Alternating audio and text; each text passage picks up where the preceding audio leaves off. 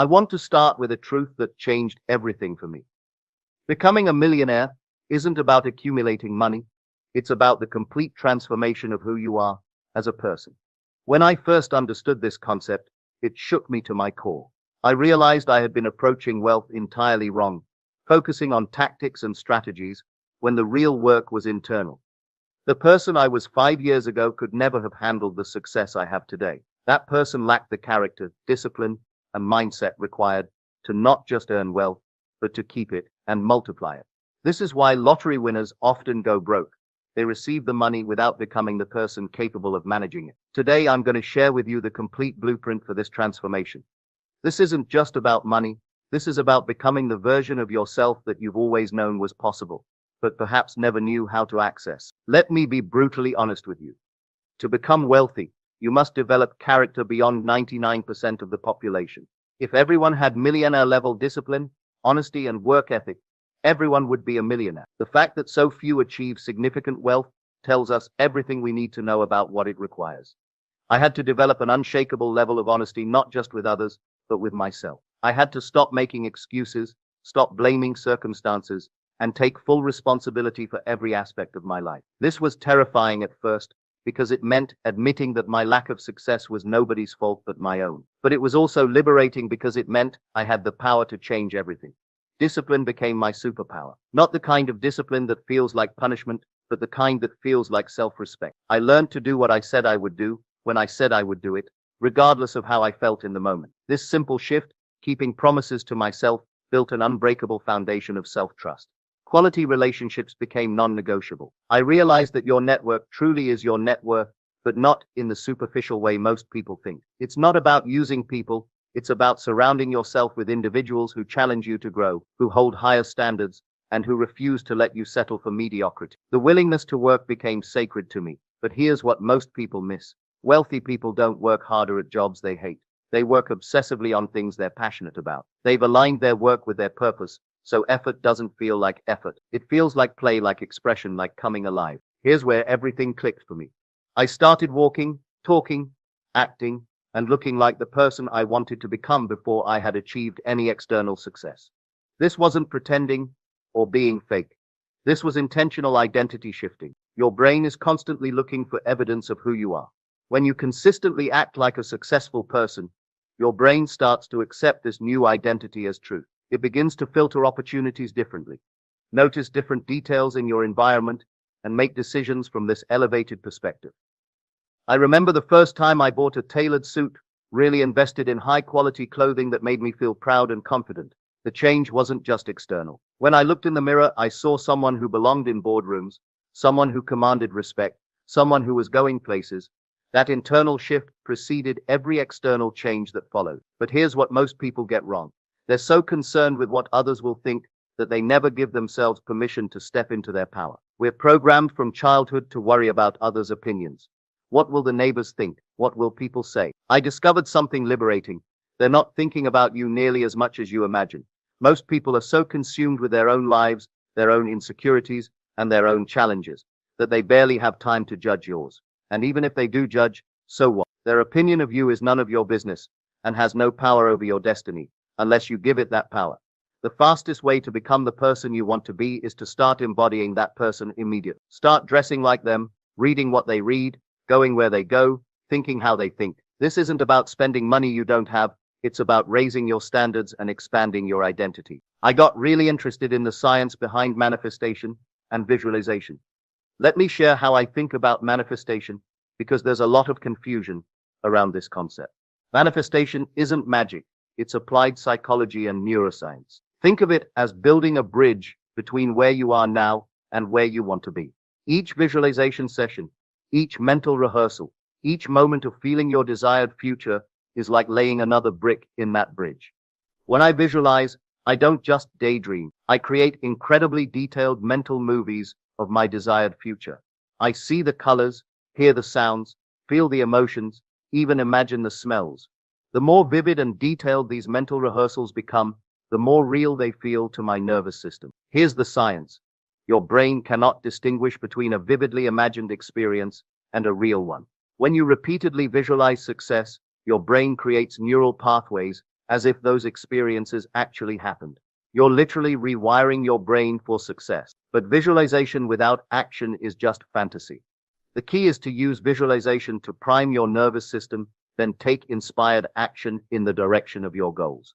The visualization gives you clarity on where you're going, the action gets you there. I learned to visualize not just the end result, but the process. I would see myself making the difficult decisions, having the challenging conversations, doing the work that others wouldn't do. This prepared me mentally for the actual challenges I would face, making them feel familiar rather than overwhelming when they arrive. You will need to break free from limiting beliefs. The biggest obstacles to your success aren't external. They're the limiting beliefs running in the background of your mind, like malicious software. These beliefs were often installed in childhood by well-meaning parents, teachers, and society, but they're absolutely devastating to adult success. I had to confront beliefs like money is the root of all evil, rich people are greedy, I don't deserve success, and people like me don't become wealthy. Each of these beliefs was creating resistance to the very thing I claimed to want. The process of changing these beliefs isn't just intellectual, it's emotional and experiential. You have to catch yourself in the moment when these beliefs arise and consciously choose a different thought. You have to flood your mind with new evidence that contradicts the old programming. I started studying successful people obsessively, not just their strategies, but their mindsets, their daily habits, their ways of thinking about problems and opportunity. I realized that wealthy people literally think differently about everything: time, money, relationships, failure, success, risk, and opportunity. Poor people think there's a limited amount of money in the world and that someone else's success means less opportunity for them. Rich people understand that money is constantly being created and that other people's success often creates more opportunities for everyone. Poor people focus on what they might lose. Rich people focus on what they might gain. Poor people ask, what if it doesn't work? Rich people ask, what if it does work? These seem like small differences, but they create completely different realities. One of the most powerful shifts I made was starting to live like a millionaire on my way to becoming one. This doesn't mean spending money you don't have. It means raising your standards and expectations for how you experience life. I remember the first time I upgraded to first class on a flight. The difference wasn't just in the seat width or the free drinks. It was in how I felt about myself. I felt like someone who belonged in first class, someone who deserved that level of service and comfort. That internal shift was worth far more than the upgrade fee. After experiencing first class once, it became very difficult to walk past those seats to economy. My mind started automatically thinking of ways to earn enough to fly first class regularly. This is how raising your standards works. It creates internal pressure to rise to meet them. I started shopping at higher-end stores, not to show off but to surround myself with quality and to feel what it was like to have choices. I began eating at better restaurants, staying at nicer hotels when I traveled, and investing in experiences that my future wealthy self would enjoy. Each of these decisions was an investment in my identity and self-worth. I was training my nervous system to feel comfortable with wealth and luxury, so when real wealth came, it would feel natural rather than foreign. I've identified several attitudes that absolutely destroy your chances of success. I call them diseases because they spread through your mind like infections, weakening your resolve and clouding your judgment. Indifference is the most dangerous. This is the person who says, I can't see getting all worked up about anything. Success requires passion, excitement, and emotional investment. You must care deeply about your goals, not approach them with casual interest. Drift is equally lethal. You cannot drift to the top of any mountain. Success requires deliberate direction and sustained effort. Too many people are waiting for life to happen to them instead of making deliberate choices about their direction. Here's something crucial. It's better to pick the wrong direction and discover that quickly than to spend years wandering without any direction at all. If you pick a direction and move decisively, you'll know within months whether it's working. If it's not, you can pivot and try something else. But if you never pick a direction, you'll spend decades going nowhere. Procrastination disguised as perfectionism kills more dreams than any external obstacle. People say they're waiting for the right time, the right opportunity, the perfect plan, but perfection is the enemy of progress. You cannot perfect something without doing it first. Negative self-talk creates a toxic internal environment where success cannot grow.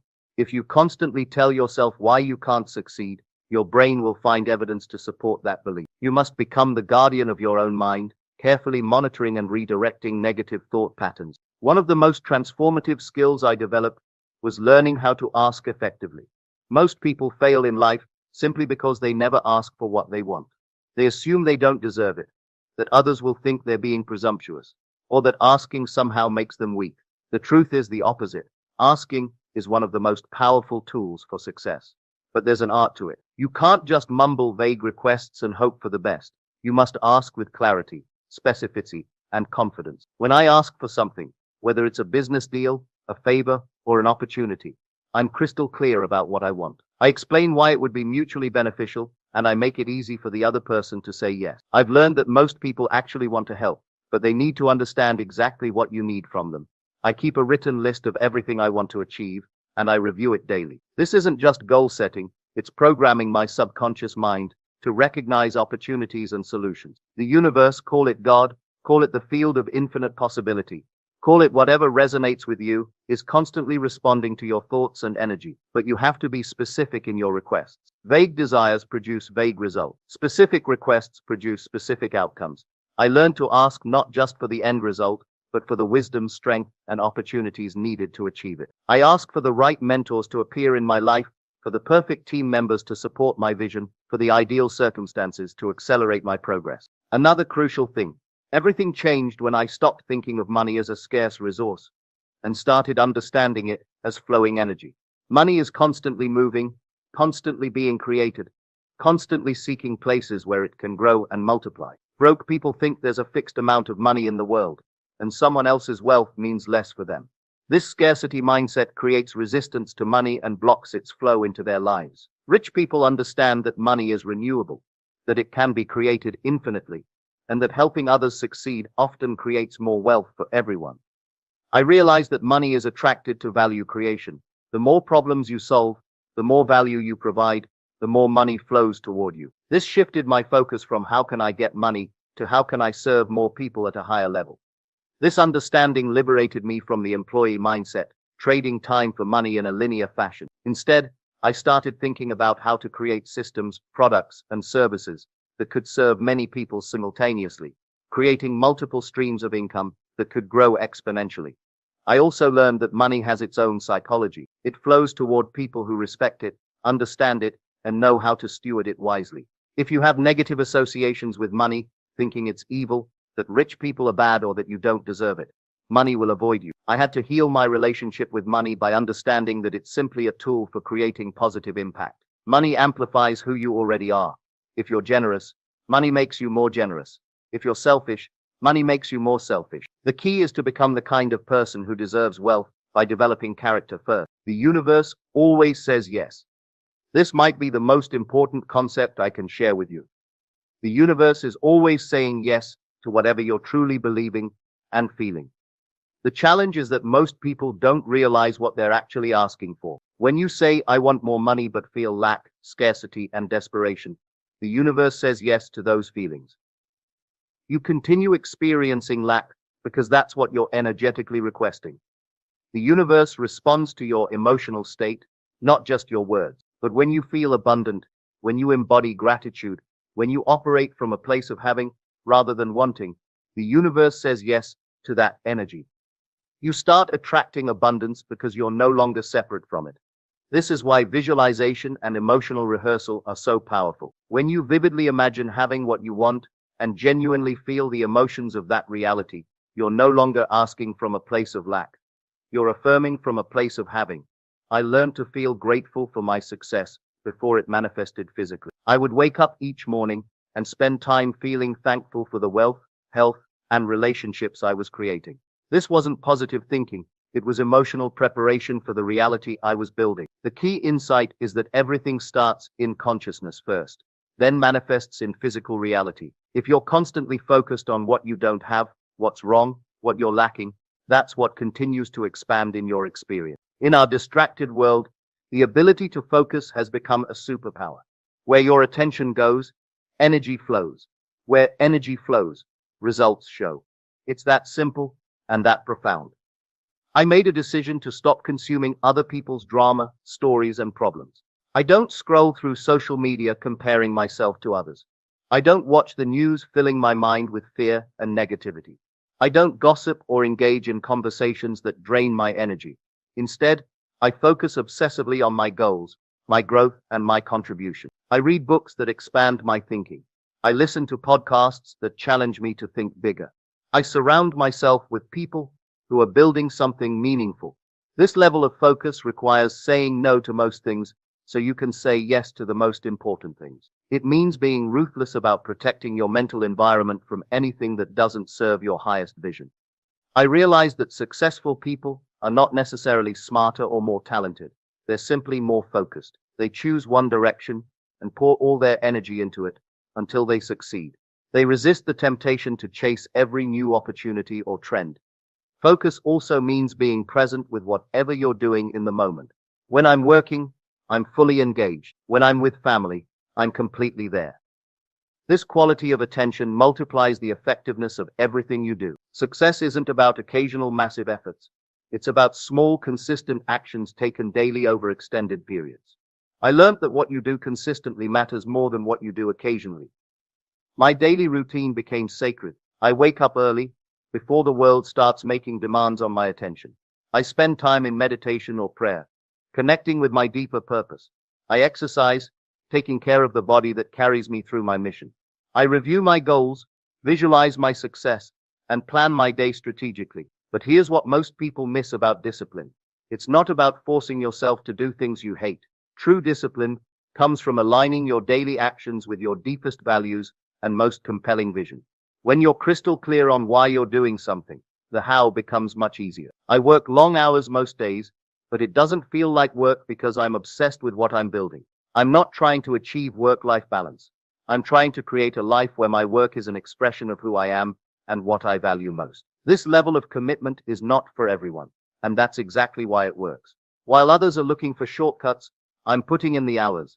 While others are seeking comfort, I'm embracing challenge. While others are making excuses, I'm making progress. The compound effect of daily discipline is extraordinary. Small improvements compound over time into massive results. Reading for 30 minutes daily doesn't seem like much, but over a year it's dozens of books and thousands of new ideas. Working out for 45 minutes daily doesn't transform you overnight, but over months, it completely changes your health and energy. Rewriting your own story is also important. Everyone has a story about why they can't succeed.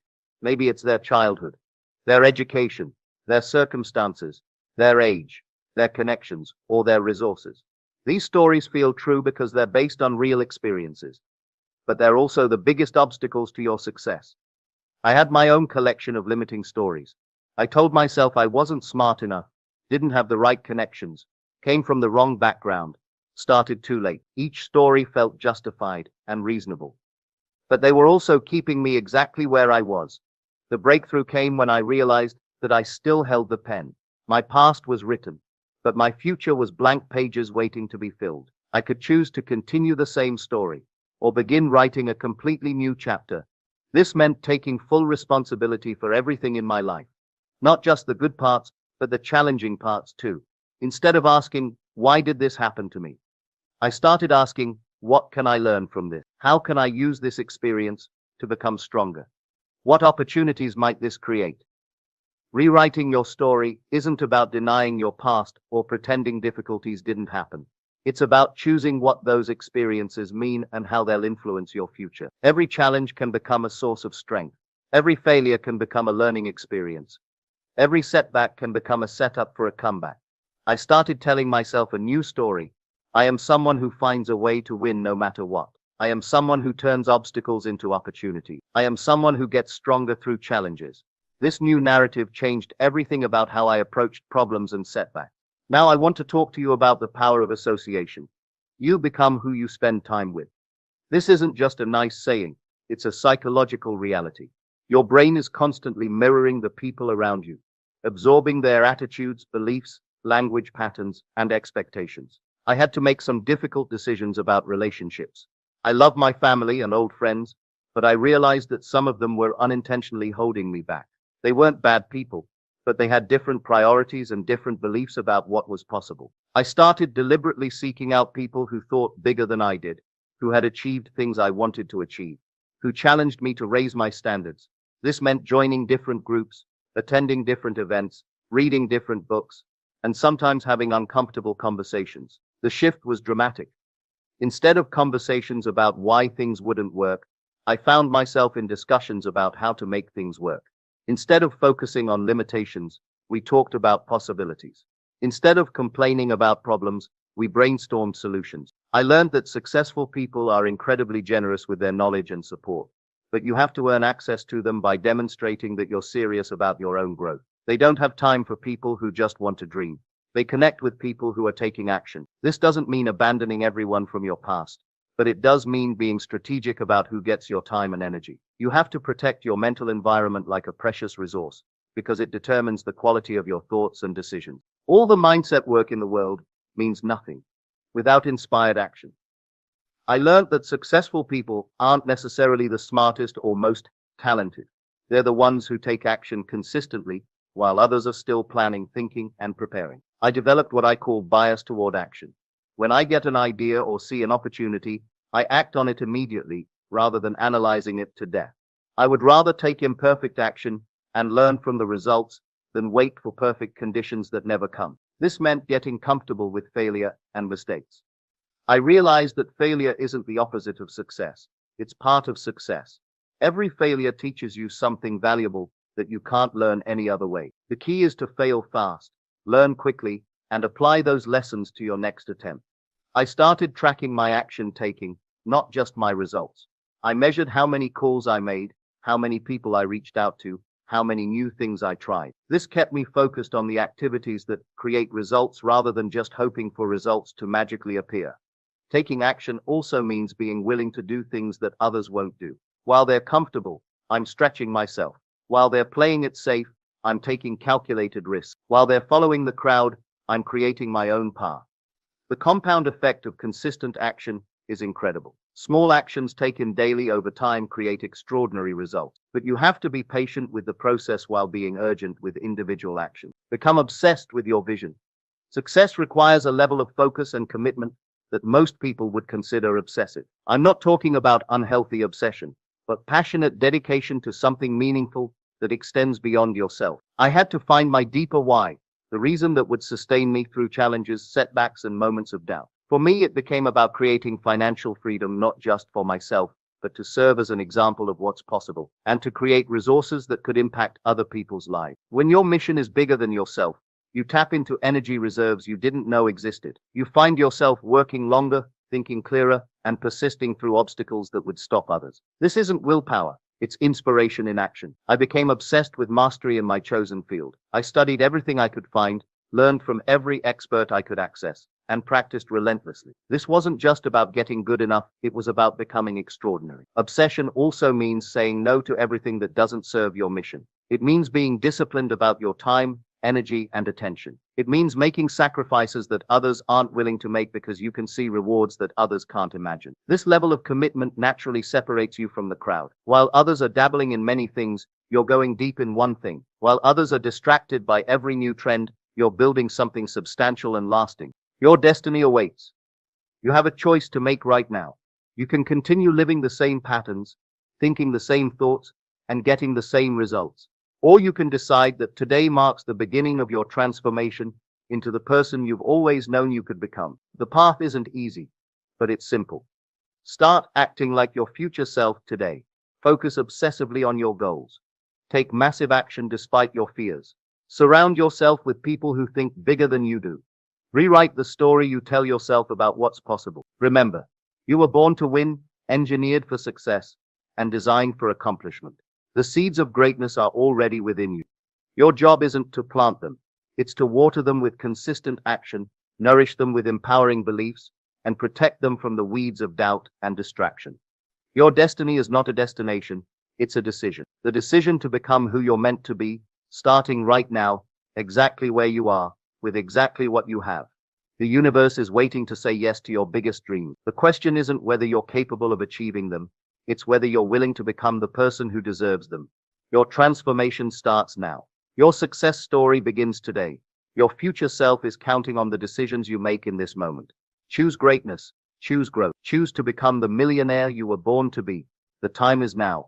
Your moment has arrived. The purpose of this record is to show you how to use your imagination to achieve your every desire. Most men are totally unaware of the creative power of imagination, and invariably bow before the dictates of facts and accept life on the basis of the world without. But when you discover this creative power within yourself, you will boldly assert the supremacy of imagination and put all things in subjection to it. There is nothing under heaven that is not plastic as potter's clay to the touch of the shaping spirit of imagination. Once a man said to me, Neville, I love to listen to you talk about imagination, but as I do so, I invariably touch the chair with my fingers and push my feet into the rug, just to keep my sense of the reality and the profundity of things. Well, undoubtedly he is still touching the chair with his fingers and pushing his feet into the rug. But now let me tell you another one who didn't touch with her fingers and didn't push that foot of hers onto the board of the streetcar. I want to show you today how to put your wonderful imagination right into the feeling of your wish fulfilled, and let it remain there and fall asleep in that state. And I promise you from my own experience, you will realize the state in which you sleep if you could actually feel yourself right into the situation of your fulfilled desire and continue therein until you fall asleep. As you feel yourself right into it, remain in it until you give it all the tones of reality, until you give it all the sensory vividness of reality. As you do it, in that state, quietly falling to sleep, and in a way you will never know, you could never consciously devise the means that would be employed, you will find yourself moving across a series of events, leading you towards the objective realization of this state. Now here is a practical technique. The first thing you do, you must know exactly what you want in this world. When you know exactly what you want, make as lifelike a representation as possible of what you would see and what you would touch and what you would do and physically moving in such a state. For example, suppose I wanted a home, but I had no money, but I still know what I want. Without taking anything into consideration, I would make as lifelike a representation of the home that I would like, with all the things in it that I would want. And then, this night, as I would go to bed, I would in a drowsy, sleepy state, the state that borders upon sleep. I would imagine that I am actually in such a house, that were I to step off the bed, I would step upon the floor of that house. Were I to leave this room, I would enter the room that is adjacent to my imagined room in that house. And while I am touching the furniture and feeling it to be solidly real, and while I am moving from one room to the other in my imaginary house, I would go sound asleep in that state. If I wanted promotion in my business, I would ask myself what additional responsibilities would be mine were I to be given this great promotion. What would I do? What would I say? What would I see? How would I act? And then in my imagination, I would begin to see and touch and do and act as I would outwardly see and touch and act were I in that position. If I now desired the mate of my life, were I now in search of some wonderful girl or some wonderful man, what would I actually find myself doing that would imply that I have found my state? For instance, suppose now I was a lady. One thing I would definitely do, I would wear a wedding ring. I would take my imaginary hands, and I would feel the ring that I would imagine to be there. And I would keep on feeling it and feeling it until it seemed to me to be solidly real. I would give it all the sensory vividness I am capable of giving anything. And while I am feeling my imaginary ring, which implies I am married, I would sleep. People are totally unaware of this fantastic power of the imagination. But when man begins to discover this power within him, he never plays the part that he formerly played. He doesn't turn back and become just the reflective life. From here on in, he is the affective life. Most of us are afraid to imagine ourselves as important and noble individuals, secure in our contribution to the world, just because at the very moment that we start our assumption, reason and our senses deny the truth of our assumption. We seem to be in the grip of an unconscious urge, which makes us cling desperately to the world of familiar things and resist all that threatens to tear us away from our familiar and seemingly safe moorings. But I appeal to you to try it. If you try it, you will discover this great wisdom of the ancients, for they told it to us in their own strange, wonderful, symbolical form. But unfortunately you and I misinterpreted their story and took it for history when they intended it as instruction to simply achieve our every objective. You see, imagination puts us inwardly in touch with a world of states. These states are existent, they are present now, but they are mere possibilities while we think of them. But they become overpoweringly real when we think from them and dwell in them. You know, there's a wide difference between thinking of what you want in this world and thinking from what you want. Let me tell you, when I first heard of the strange and wonderful power of the imagination, it was in 1933 in New York City. An old friend of mine taught it to me. He turned to the 14th of John, and this is what he read. "In my Father's house are many mansions. If it were not so, I would have told you. I go to prepare a place for you. And if I go and prepare a place for you, I will come again and receive you unto myself, that where I am, there ye may be also." He explained to me that this central character of the Gospels was human imagination. That mansion was not a place in some heavenly house, but simply my desire.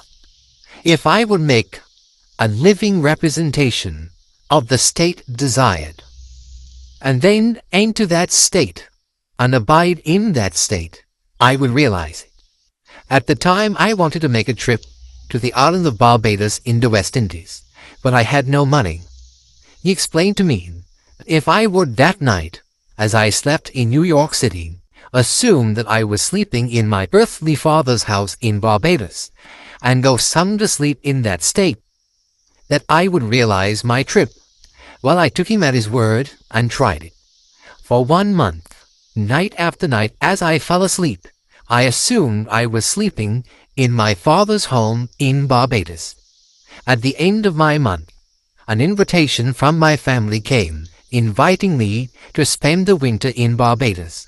I sailed for Barbados the early part of December of that year. From then on, I knew I had found this Savior in myself. The old man told me that it would never fail. Even after it happened, I could hardly believe that it would not have happened anyway. That's how strange this whole thing is. On reflection, it happens so naturally. You begin to feel or to tell yourself what it would have happened anyway, and you quickly recover from this wonderful experience of yours. It never failed me if I would give the mood, the imagined mood, sensory vividness. I could tell you unnumbered case histories to show you how it works, but in essence it's simple. You simply know what you want. When you know what you want, you're thinking of it. That is not enough. You must now begin to think from it. Well, how could I think from it? I am sitting here, and I desire to be elsewhere. How could I, while sitting here physically, put myself in imagination at a point in space removed from this room and make that real to me? Quite easily. My imagination puts me in touch inwardly with that state. I imagine that I am actually where I desire to be. Now, can I tell that I am there? There is only one way to prove that I am there. For what a man sees when he describes his world is as he describes it relative to himself. So what the world looks like depends entirely upon where I stand when I make my observation. So if, as I describe my world, it is related to that point in space I imagine that I am occupying, then I must be there.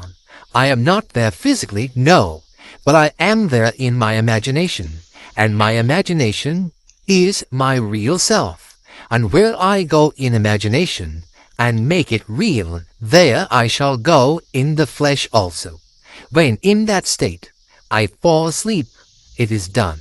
I have never seen it fail. So this is the simple technique on how to use your imagination to realize your every objective. Here is a very healthy and productive exercise for the imagination. Something that you should do daily. Daily relive the day as you wish you had lived it, revising the scenes to make them conform to your ideals. For instance, suppose the day's mail brought disappointing news. Revise the letter. Mentally rewrite it and make it conform to the news you wish you had received. Or suppose you didn't get the letter you wish you had received. Write yourself the letter and imagine that you received such a letter. This auto-revision can be used in any department of your life. Take the matter of health. Suppose you were ill. Bring before your mind's eye the image of a friend. Put upon that face an expression which implies that he or she sees in you that which you want the whole world to see. Just imagine he is saying to you that he has never seen you look better, and you reply, I have never felt better. Suppose your foot was injured. Then do this. Construct mentally a drama which implies that you are walking, that you're doing all the things that you would do if the foot was normal, and do it over and over and over until it takes on the tones of reality. Whenever you do in your imagination that which you would like to do in the outer world, that you will do in the outer world. The one requisite is to arouse your attention in a way and to such intensity that you become wholly absorbed in the revised action. You will experience an expansion and refinement of the senses by this imaginative exercise, and eventually achieve vision in the inner world. The abundant life promised us is ours to enjoy now, but not until we have the sense of the Creator as our imagination can we experience it. Persistent imagination, centered in the feeling of the wish fulfilled, is the secret of all successful operations. This alone is the means of fulfilling the intention. Every stage of man's progress is made by the conscious, voluntary exercise of the imagination. Then you will understand why all poets have stressed the importance of controlled, vivid imagination. Listen to this one by the great William Blake. In your own bosom you bear your heaven and earth, and all you behold, though it appears without, it is within, in your imagination, of which this world of mortality is but a shadow. Try it, and you too will prove that your imagination is the Creator. Good evening, my friends. Tonight I want to share with you something that may disturb you and yet liberate you completely. As I speak to you now, somewhere in this great city of ours, a man sleeps in a mansion worth millions, and another man sleeps beneath a bridge. Both are dreaming, but only one of them knows that he is the dreamer. Before this evening is over, I will have shattered everything you believe about wealth, about money, about success itself. Stay with me. Just last week, after my lecture here in Los Angeles, a young man approached me, well-dressed fellow, articulate, seemingly intelligent. He said to me, Mr. Goddard, I have been faithfully visualizing wealth for 6 months now. Every day I see myself with money. I feel it in my hands. I imagine counting it. But nothing, absolutely nothing, has changed in my outer world. What am I doing wrong? I looked at this man for a long moment, and then I asked him one simple question that turned his face white. My friend, when you imagine having this wealth, do you imagine yourself getting it from somewhere, or do you imagine yourself as the man who already has it? He stammered. He struggled. And in that moment of silence, he understood the difference between begging and assuming. You see, my friends, there is only one difference. One difference between what you call a billionaire and what you call a pauper. That difference is not money. That difference is not opportunity. That difference is not luck or family or education or any external circumstance whatsoever. The only difference is assumption. The man you call wealthy assumes that he is wealthy. The man you call poor assumes that he is not wealthy. But here is what will shock you to your very core. Both assumptions are equally false. Both are states of consciousness. Both are simply different dreams, being dreamed by the same dreamer. Every billionaire whose name you know, every fortune you admire, they did not first become wealthy and then develop what you call a wealthy mindset. No, my friends, they first assumed the consciousness of wealth, and the world, being nothing more than consciousness pushed out, had no choice but to conform to that assumption. There is no such thing as a billionaire. You see, there is only consciousness assuming itself to be a billionaire. Let me tell you of a woman I knew personally in New York City. Her name was Sarah, and she worked as a secretary for a small law firm. Her salary? $40 a week. In 1940, mind you, barely enough to survive. But Sarah discovered something that her friends, her family, even her employer never knew. Every evening when she returned to her tiny apartment, she would lie upon her bed and enter into a most extraordinary state. She would feel herself, not see herself, not imagine herself, but feel herself signing checks for thousands of dollars. Not someday, not when her ship came in, not when she won the lottery, right now. She would feel the pen in her hand, the weight of it, the smoothness of the check as she wrote $10,000 with the casual ease of a woman for whom such amounts were routine. How does it feel? She would ask herself to write a check for $10,000 and feel nothing but the mild boredom of paying another bill. Her friends thought she had lost her mind. Sarah, they would cry, you make $40 a week. Stop this nonsense. Come back to reality. But Sarah knew something they did not know. She knew that feeling is the secret, not wishing, not hoping, not believing. Feeling the reality of the wish fulfilled. For 3 months she lived this way. By day she typed letters and answered phones for $40 a week. But by night in consciousness she was a woman of means. Then came the call that changed everything, or rather that revealed what consciousness had already established. A lawyer in Boston informed her that a distant uncle, a man she had met only once as a child at a family gathering, a man whose face she could barely recall, had left her his entire estate, $40,000. But here is the part that proves everything I am teaching you tonight. When that lawyer placed the check in Sarah's hands, she felt no surprise whatsoever, no shock, no I can't believe this is happening. She felt natural. She felt like this was exactly what should happen to a woman like her. Because in consciousness, my friends, she had been a wealthy woman for months. The outer world was simply catching up to what she had already assumed to be true. Now I must tell you something that will disturb every belief you have ever held about the nature of reality itself. You are not trying to attract wealth from some external source. You are wealth. You are every billionaire who has ever lived. You are every fortune that has ever been accumulated. You are every palace, every mansion, every empire that has ever existed. How can I make such an outrageous claim? Because, my friends, there is only one consciousness in all the universe. Everything you see out there, every person, every building, every dollar bill is nothing more than your own consciousness pushed out and made to appear separate from you. The billionaire is not separate from you. The billionaire is you, playing a role in your own infinite dream. But here is the tragedy, the great tragedy of human experience. You think you need to get something you don't have. You think wealth is something external that must come to you from somewhere else. This is the fundamental illusion that keeps humanity in bondage. You cannot get what you already are, my friends. You can only assume it. You can only feel it. You can only know it. Every dollar that exists is your dollar. Every business empire is your empire. But you have hypnotized yourself into believing you are separate from your own creations, and so you experience them as belonging to others. The poverty you experience is not punishment from God. It is not bad luck. It is not the economy or your background or your circumstances. Poverty is simply the result of assuming you are poor. Nothing more, nothing less. And that assumption, maintained day after day, year after year, hardens into the facts of your experience. And here is your hope. Wealth is equally simply the result of assuming you are wealthy.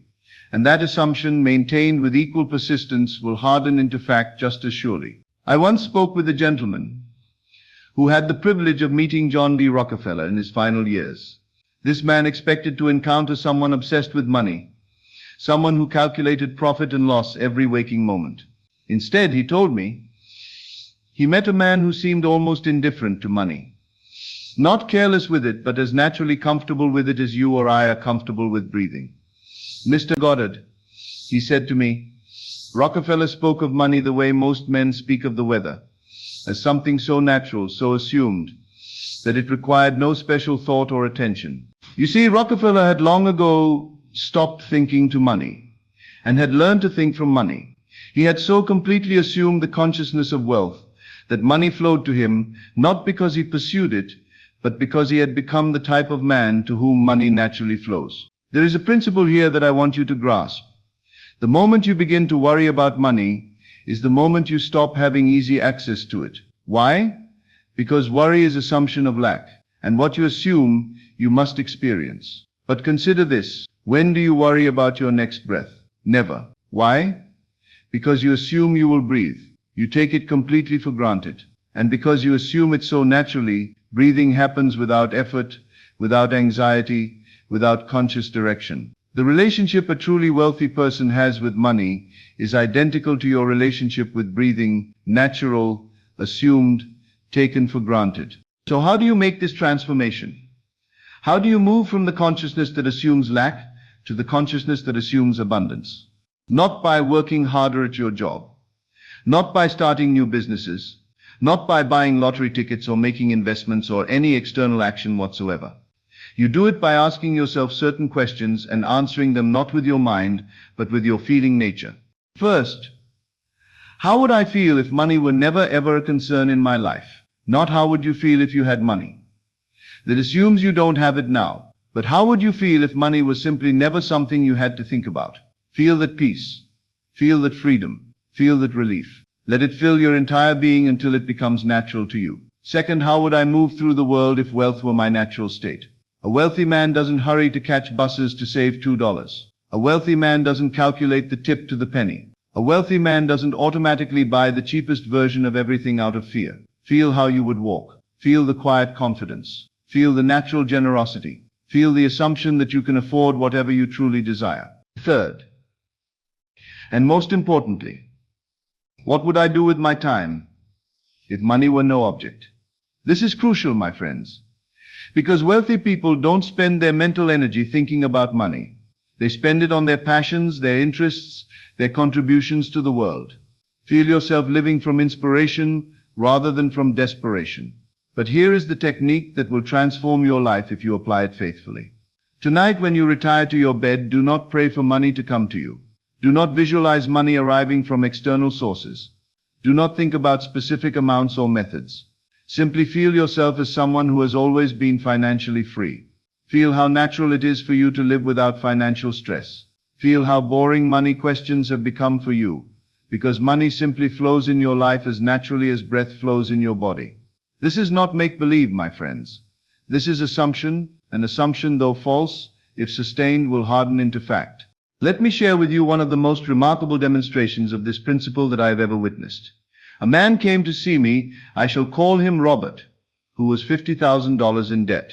This was in 1963, mind you. In today's currency, that would be several times more. He was facing bankruptcy, divorce, the loss of his home. He was, as they say, at the end of his rope. Mr. Goddard, he said to me, I need a miracle, I need money immediately, or I lose everything I have worked for. I said to him, what I am saying to you tonight, my friend, you don't need money. You need to stop being the man who is broke and start being the man who is wealthy. But I am broke, he protested. Look at my bank statements. Look at my debts. These are facts. No, I replied. These are your current assumptions hardened into facts. But assumptions can be changed. And when assumptions change, facts must follow. This is law. Robert was skeptical, but desperation made him willing to try anything. I gave him one simple instruction. For 30 consecutive nights, as he prepared for sleep, he was to assume himself debt-free and abundantly supplied. Not becoming debt-free, being debt-free. Not getting wealthy, being wealthy. He was to feel the relief of having no financial pressure whatsoever. He was to feel the ease of paying every bill without calculation. He was to feel the joy of being able to help others financially. During his days, he continued to face his creditors, to deal with his apparent reality. But every night, in consciousness, he lived in a completely different world, a world where he was prosperous and free. For 27 days, nothing changed in his outer world. His creditors still called. The bills still arrived. The pressure mounted. But on the 28th day, he received a telephone call that changed everything. A business venture he had invested in 5 years prior. An investment so small and apparently insignificant that he had completely forgotten about it, had suddenly become extraordinarily valuable. His tiny stake had grown to over $200,000. Now here is what convinced me beyond all doubt that this was not coincidence, not luck, not fortunate timing. When Robert received that call, he was not surprised. Just like Sarah with her inheritance, he felt natural about it. He felt like it made perfect sense for a man like him, a prosperous man, to receive such news. Because in consciousness he had been wealthy for nearly a month. This brings me to the fundamental law that governs all human experience, a law I call the law of assumption. Whatever you assume to be true about yourself will be expressed in your world. Not sometimes, not if you're lucky, not if the conditions are right. Always, automatically, without exception. You think you are poor because your bank account is empty. I tell you your bank account is empty because you assume you are poor. The assumption comes first, always. The facts follow. But Mr. Goddard, you say, what about my circumstances? What about the economy? What about my lack of education, my poor family background, my current debts? Here is a truth that will either liberate you or disturb you completely. Your circumstances are not the cause of your financial condition. Your circumstances are the result of your assumptions about your financial condition. Every advantage that wealthy people seem to have, wealthy families, good educations, fortunate connections, these were attracted to them by their consciousness. Their assumptions created the very circumstances that appear to have created their success. You say, but they were born into wealth. I say to you, they chose to be born into wealthy families because their consciousness was already aligned with wealth. There are no accidents in an ordered universe. You say, but they had better opportunities. I tell you, opportunities are created by consciousness, not the reverse. The same opportunity presented to poverty consciousness will be missed or wasted. Presented to wealth consciousness, it will be recognized and maximized. Stop waiting for your circumstances to improve. Your circumstances are waiting for you to change. When you change your assumption about money, money must change its behavior toward you. Now let me give you a complete method, a daily practice that will revolutionize your relationship with money if you apply it consistently. Each morning, before you rise from your bed, before you check your telephone or think about your problems, spend 5 minutes feeling grateful for your abundant financial state. Not hoping for abundance, feeling it as present reality. Say inwardly, I am wealthy. Money flows to me naturally and easily. I am the kind of person who never worries about money. But do not merely say these words. Feel their truth. Throughout your day, whenever thoughts of money arise, when you pay a bill, when you see something you desire, when you check your bank balance, pause and ask yourself, how would a naturally wealthy person experience this moment? A wealthy person paying bills feels natural about it, not stressed. A wealthy person seeing something desirable doesn't feel longing. They simply decide whether they want it. A wealthy person checking their bank balance feels satisfaction, not anxiety. Each evening, and this is the most crucial practice of all, as you prepare for sleep, enter completely into the consciousness of wealth. Feel yourself living in financial freedom. But here is the key. Don't imagine dramatic changes happening overnight. Instead, imagine feeling completely natural about being wealthy. Imagine being comfortable with abundance. Imagine being the kind of person for whom wealth is normal, expected, as natural as breathing. Do this faithfully for 30 days. Not 29, not 31. 30 days exactly. And I promise you, not hope but promise, you will witness what the world calls miracles, but which are simply consciousness expressing itself. As we come to the close of this evening together, let me leave you with the most important truth of all. You are not trying to become wealthy, my friends. You are trying to remember that you already are wealthy. In the deepest sense, in the most fundamental reality, there is no such thing as a poor person anywhere in this universe. There are only infinitely abundant beings who have temporarily forgotten their true nature, who have assumed limitation, who have accepted the illusion of lack. Your natural state is abundance. Your birthright is prosperity. Your true identity is wealth itself, for consciousness, which is what you are, lacks nothing. The billionaire has not achieved something you lack. The billionaire has simply remembered something you have forgotten. As we come to the close of this evening together, let me leave you with the most important truth of all. You are not trying to become wealthy, my friends. You are trying to remember that you already are wealthy. In the deepest sense, in the most fundamental reality, there is no such thing as a poor person anywhere in this universe. There are only infinitely abundant beings who have temporarily forgotten their true nature, who have assumed limitation, who have accepted the illusion of lack. Your natural state is abundance. Your birthright is prosperity. Your true identity is wealth itself, for consciousness, which is what you are, lacks nothing. The billionaire has not achieved something you lack. The billionaire has simply remembered something you have forgotten. As we come to the close of this evening together, let me leave you with the most important truth of all. You are not trying to become wealthy, my friends. You are trying to remember that you already are wealthy. In the deepest sense, in the most fundamental reality, there is no such thing as a poor person anywhere in this universe. There are only infinitely abundant beings who have temporarily forgotten their true nature, who have assumed limitation, who have accepted the illusion of lack. Your natural state is abundance.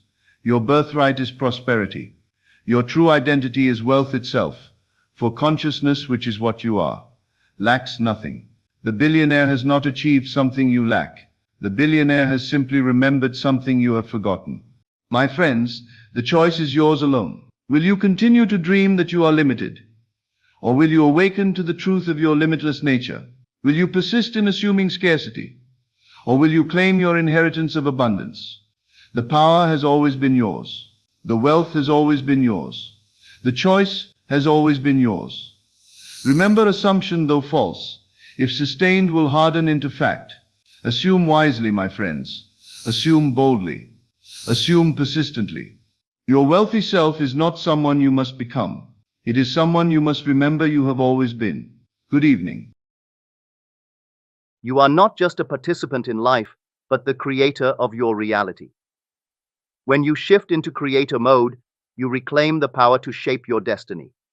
You are the architect of your desires, and every thought you hold acts as the blueprint for the experiences you manifest. The moment you recognize this truth, a profound change begins. This is not a coincidence. It's the universe responding to your awakening. You've stumbled upon this wisdom because you are ready to embody it. Creator mode begins with awareness of your thoughts, feelings, and beliefs. Every desire you hold is like a seed, and the mind is its soil. What you dwell upon and believe in is nourished and grows. As you notice your inner dialogue, ask yourself, is this aligned with what I truly want? Shifting into this state means becoming intentional.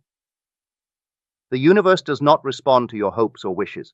It responds to your state of being. As you embody the reality of your desires, you set the tone for your life symphony. Desire is not random. It's a divine nudge guiding you toward your highest potential. When you feel a deep yearning for something, it's because it already exists within you. Shifting into creator mode means embracing your desires with confidence. There's no need to chase or beg. Instead, you align with the feeling of already having it. Each time you act, think, or feel as if your desire is already fulfilled, you are moving closer to it. This is the essence of creation, living in the end. Imagination is the tool through which all things are created. In creator mode, you consciously direct this power. Picture yourself living the life you desire. Feel the joy and let the scene saturate your being. When you immerse yourself in this vision with vivid clarity, your subconscious mind begins to accept it as reality. This practice is not mere daydreaming. It's the act of creation itself. To attract your desires, you must embody the feelings they bring. What would it feel like to have the life you dream of? Joy, peace, gratitude, and excitement are your indicators of alignment. In creator mode, you make it a habit to dwell in these elevated states. It's not just about thinking, it's about feeling.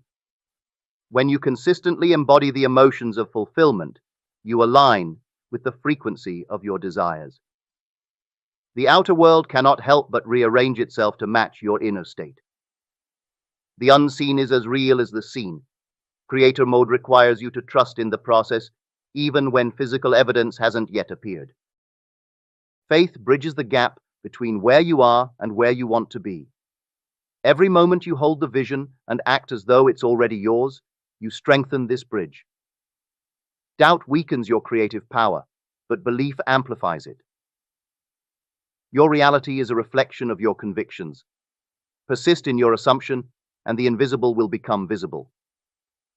Gratitude is the language of abundance.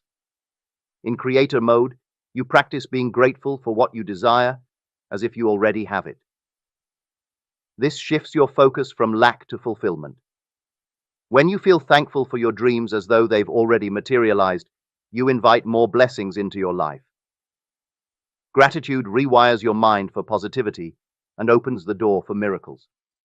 It is not just a reaction, it's a deliberate creation.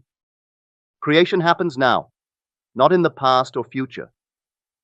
In creator mode, you anchor yourself in the present moment. Each moment is a new opportunity to realign with your desires. When you dwell on past failures or worry about the future, you delay your manifestations. Instead, bring your attention to now. How would you act, feel, or think if you already had your desires? The present is your point of power. Your outer world is a mirror of your inner state. In creator mode, you take responsibility for what you see. If something in your life feels out of alignment, ask yourself, what within me is creating this?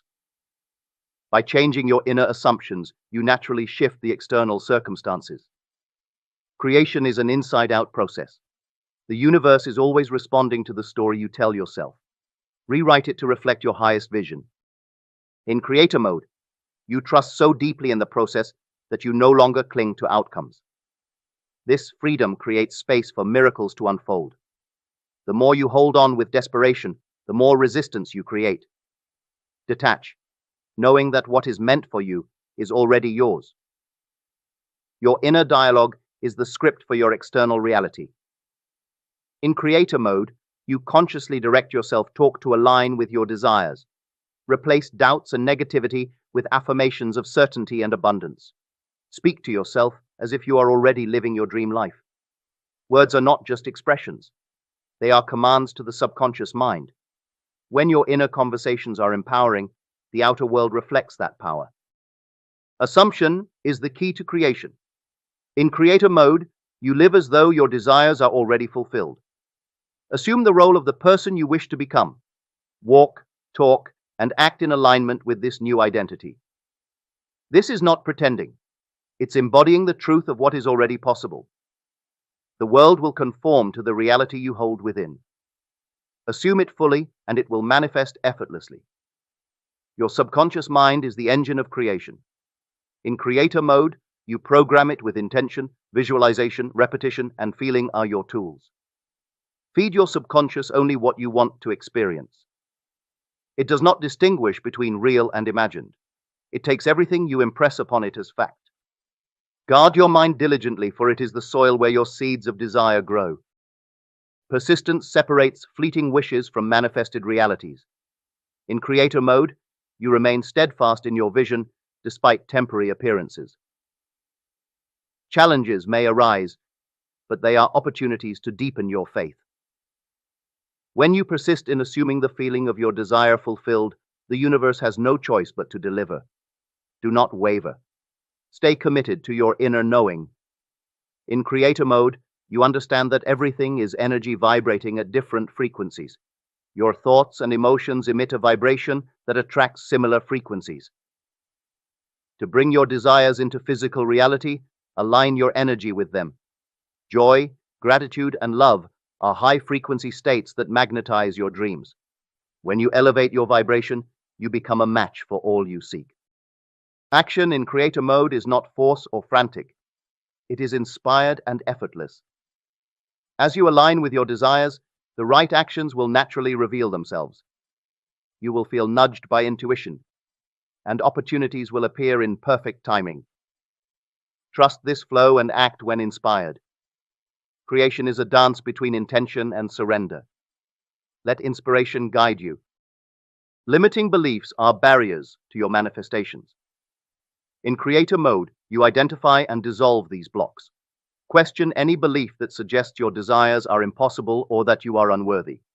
Replace these limitations with empowering truths. You are infinite, and so are your possibilities. The only limits are those you accept as real. Free your mind and your world will expand. Who you believe yourself to be shapes your entire life.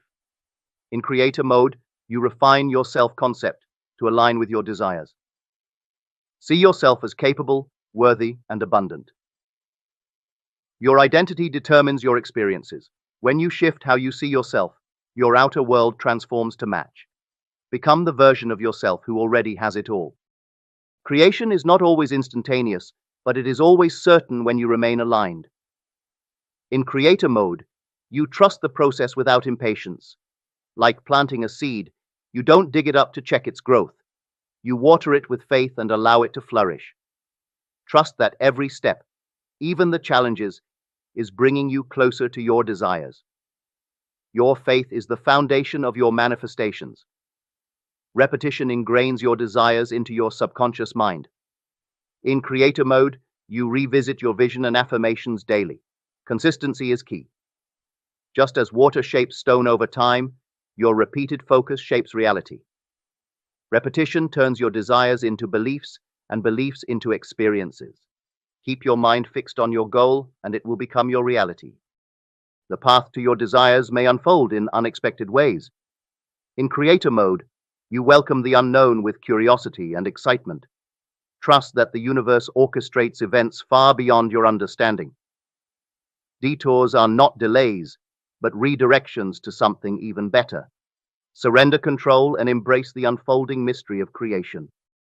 Love is the highest creative force in the universe. In creator mode, you embody love, not just for others, but for yourself and your desires. When you approach life with love, you dissolve resistance and invite miracles. Love your vision, love the process, and love the version of yourself who is creating it all. Love aligns you with the infinite. Your job is not to figure out how your desires will manifest, but to align with their fulfillment. In creator mode, you release the need to control every detail. The universe has infinite ways to bring your dreams to life. Focus on the what and the why and trust the how to unfold naturally. Let go and let it flow. Challenges are not obstacles, but stepping stones to your growth. In creator mode, you see every setback as an opportunity to strengthen your vision. These moments refine your faith and resilience. When you face difficulties, remind yourself that you are still creating. Rise above, recalibrate, and persist. Nothing can stop a creator in alignment. Every small manifestation is a sign of your power. In creator mode, you celebrate these wins as evidence of your alignment. Gratitude for the small opens the door for the grand. Recognize each step forward and let it fuel your faith. The journey is as important as the destination, and joy multiplies your success. Confidence in your creative ability is magnetic. In creator mode, you trust yourself completely. You don't question whether your desires will manifest. You know they will. This inner certainty radiates outward, attracting the people, circumstances, and opportunities you need. Confidence is not arrogance. It's the calm knowing that you are the creator of your life. To truly shift into creator mode is to embody it fully in every moment. You are no longer a passive observer of life, but an active participant in its unfolding. Every thought, feeling, and action is a brushstroke on the canvas of your reality. You found this wisdom because you are ready to live it. Step into your role as the creator and watch as your desires flow effortlessly into your life. You are infinite, and the universe responds to your command. And that's it for the day. Thank you for watching. Please feel free to share your thoughts and insights in the comment section. If you enjoyed this video, please hit the like button and subscribe to the channel if you haven't done it already. Have an amazing day, and I'll see you in the next video. There's something I discovered years ago that completely shattered everything I thought I knew about reality. And by the end of this video, you'll understand why the version of you living your dream life isn't a future possibility. It's a present fact. But first, let me ask you this. Have you ever had a moment where you felt absolutely certain that something was about to happen, and then it did? Stay with me, because what I'm about to share will explain exactly why that occurred, and more importantly, how you can make it happen at will. Listen carefully. Right now, as you're hearing these words, there exists a version of you that is already living the exact life you desire. Not symbolically, not metaphorically, but literally. This isn't wishful thinking or spiritual fantasy. This is the fundamental nature of consciousness itself. And the bridge between where you are now and where that version of you exists is what I call the art of assumption. You see, most people have been taught to believe that consciousness is produced by the brain, that we are merely physical beings having occasional spiritual experiences. But I tell you this with absolute certainty. Consciousness is the only reality, and what you call the physical world is simply consciousness pushed out. Every single thing you see, touch, and experience is your own wonderful human imagination made manifest. Now, here's where it gets absolutely fascinating. And this revelation will completely transform how you understand your place in the universe.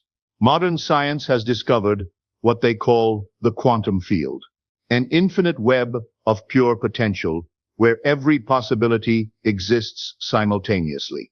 But what they don't fully grasp is that this quantum field is nothing more than your own divine imagination, the very consciousness through which you are experiencing this moment. Every possibility, every potential outcome, every version of yourself that could ever exist is alive and real within your own consciousness right now. But here's something that will blow your mind completely. In the quantum realm, scientists have discovered that the mere act of observation changes reality. They call it the observer effect.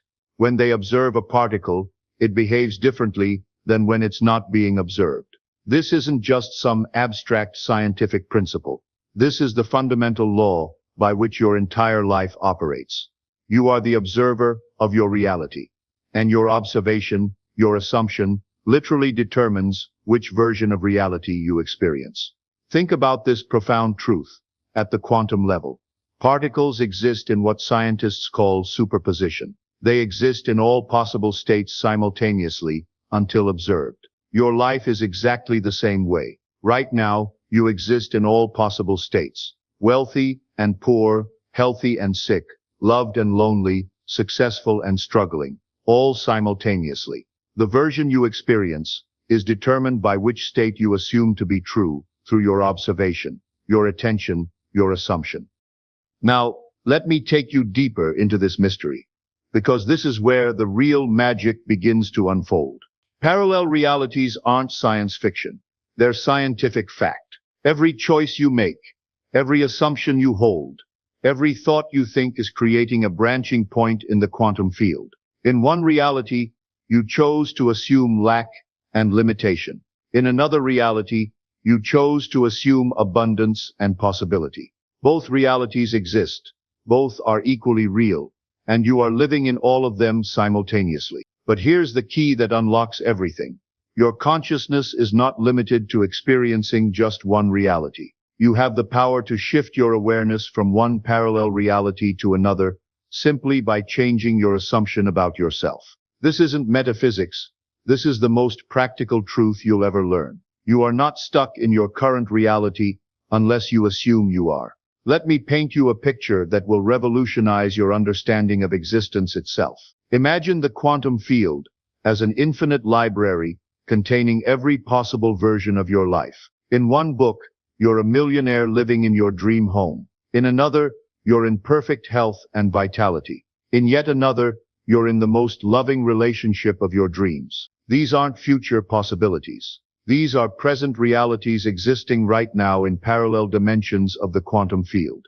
The question isn't whether these realities exist, they do. The question is, which book are you currently reading? Which reality are you assuming to be true? Because whichever one you assume, whichever one you feel to be real, that's the one that becomes your experienced reality. Now, here's something that will absolutely astound you about the nature of these parallel realities. Every version of you that exists in these parallel dimensions has a complete history, complete memories, complete experiences. When you shift from one reality to another through assumption, you don't just change your future, you change your entire timeline. You literally become a person who has always been living in that reality. This is why sometimes you might remember things differently than others, or why you might have memories that don't quite match your current circumstances. You're not going crazy. You're remembering experiences from parallel versions of yourself that exist in the quantum field.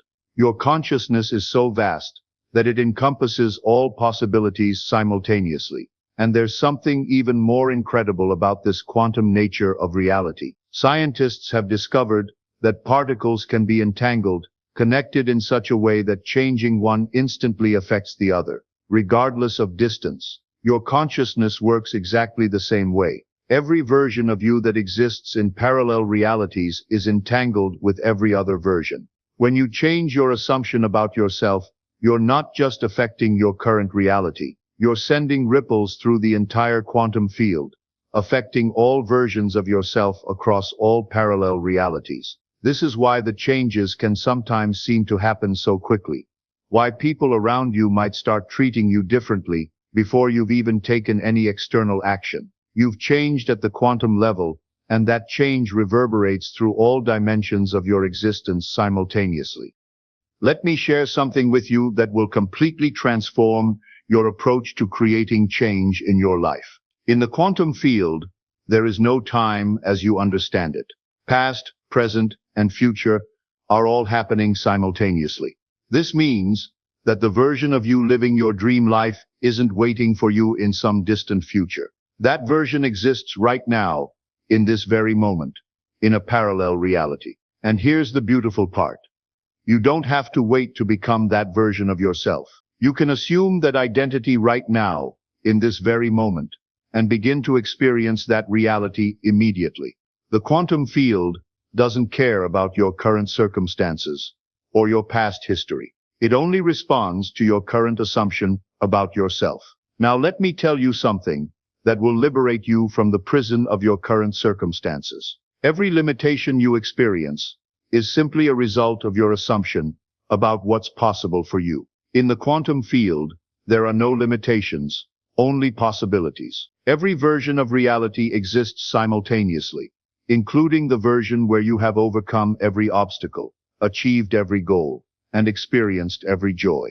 The reason you're not currently experiencing that reality is not because it doesn't exist, it's because you haven't assumed it to be true for you. You've been assuming the reality of limitation instead of the reality of possibility. But in this very moment, you have the power to change that assumption and step into a completely different reality. Here's something absolutely mind-bending about the quantum nature of consciousness. Your imagination is not separate from the quantum field. It is the quantum field. When you imagine something, you're not creating something new. You're accessing a reality that already exists in the infinite possibilities of the quantum field. Your imagination is your personal interface with the quantum realm. This is why your imagination feels so real when you're truly absorbed in it. It's not because you're pretending or fantasizing. It's because you're actually experiencing a parallel reality where that imagined scenario is completely real. Your consciousness is so powerful that it can access any reality in the quantum field simply through the act of assumption.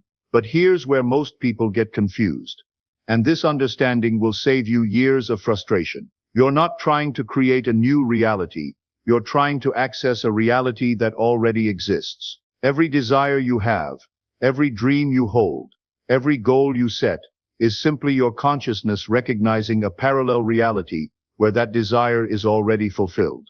The version of you living in abundance isn't a future possibility, it's a present reality existing in a parallel dimension. The version of you in perfect health isn't something you need to become, it's something you already are in another dimension of the quantum field. All you need to do is assume that reality to be true and allow your consciousness to shift into that parallel dimension. Now let me reveal to you the most powerful secret about navigating these parallel realities. Your assumptions act like coordinates in the quantum field. Just as you might enter coordinates into a GPS to navigate to a specific location, your assumptions direct your consciousness to a specific reality in the quantum field. Change your assumptions, and you instantly change your coordinates, shifting to a different parallel reality. This is why the feeling is so important. Your emotions are the fuel that powers your movement through the quantum field. When you feel the reality of your desire, when you emotionally experience what it would be like to be living that dream life, you're not just hoping or wishing. You're actually shifting your consciousness to the parallel reality where that life exists. And here's something that will completely transform your understanding of manifestation. You're not trying to bring something from a parallel reality into this reality. You're shifting your consciousness to a parallel reality where what you desire already exists. The external world you experience is simply a reflection of which parallel reality your consciousness is currently aligned with. Think about this revolutionary concept. Every night when you go to sleep, you're actually shifting between parallel realities. In your dreams, you experience different versions of yourself, different circumstances, different possibilities. But what you might not realize is that these aren't just random dreams. They're actual experiences from parallel versions of yourself existing in the quantum field. This is why your dreams can sometimes feel so real, why you might wake up with emotions from your dream experiences, why certain dreams seem to predict future events. You're not just dreaming, you're accessing parallel realities, where those experiences are completely real. Your consciousness is naturally designed to navigate between these realities. Now here's the key that will unlock your power to consciously navigate between parallel realities. You must learn to assume with the same naturalness that you assume in your dreams. In your dreams, you don't question the reality of what you're experiencing. You simply accept it as real. This is the same attitude you must cultivate when assuming your desired reality. Let me share with you a profound truth about the quantum nature of time. In the quantum field, cause and effect don't work the way you think they do. You've been taught that you need to work hard to achieve your goals, that you need to take action to create results.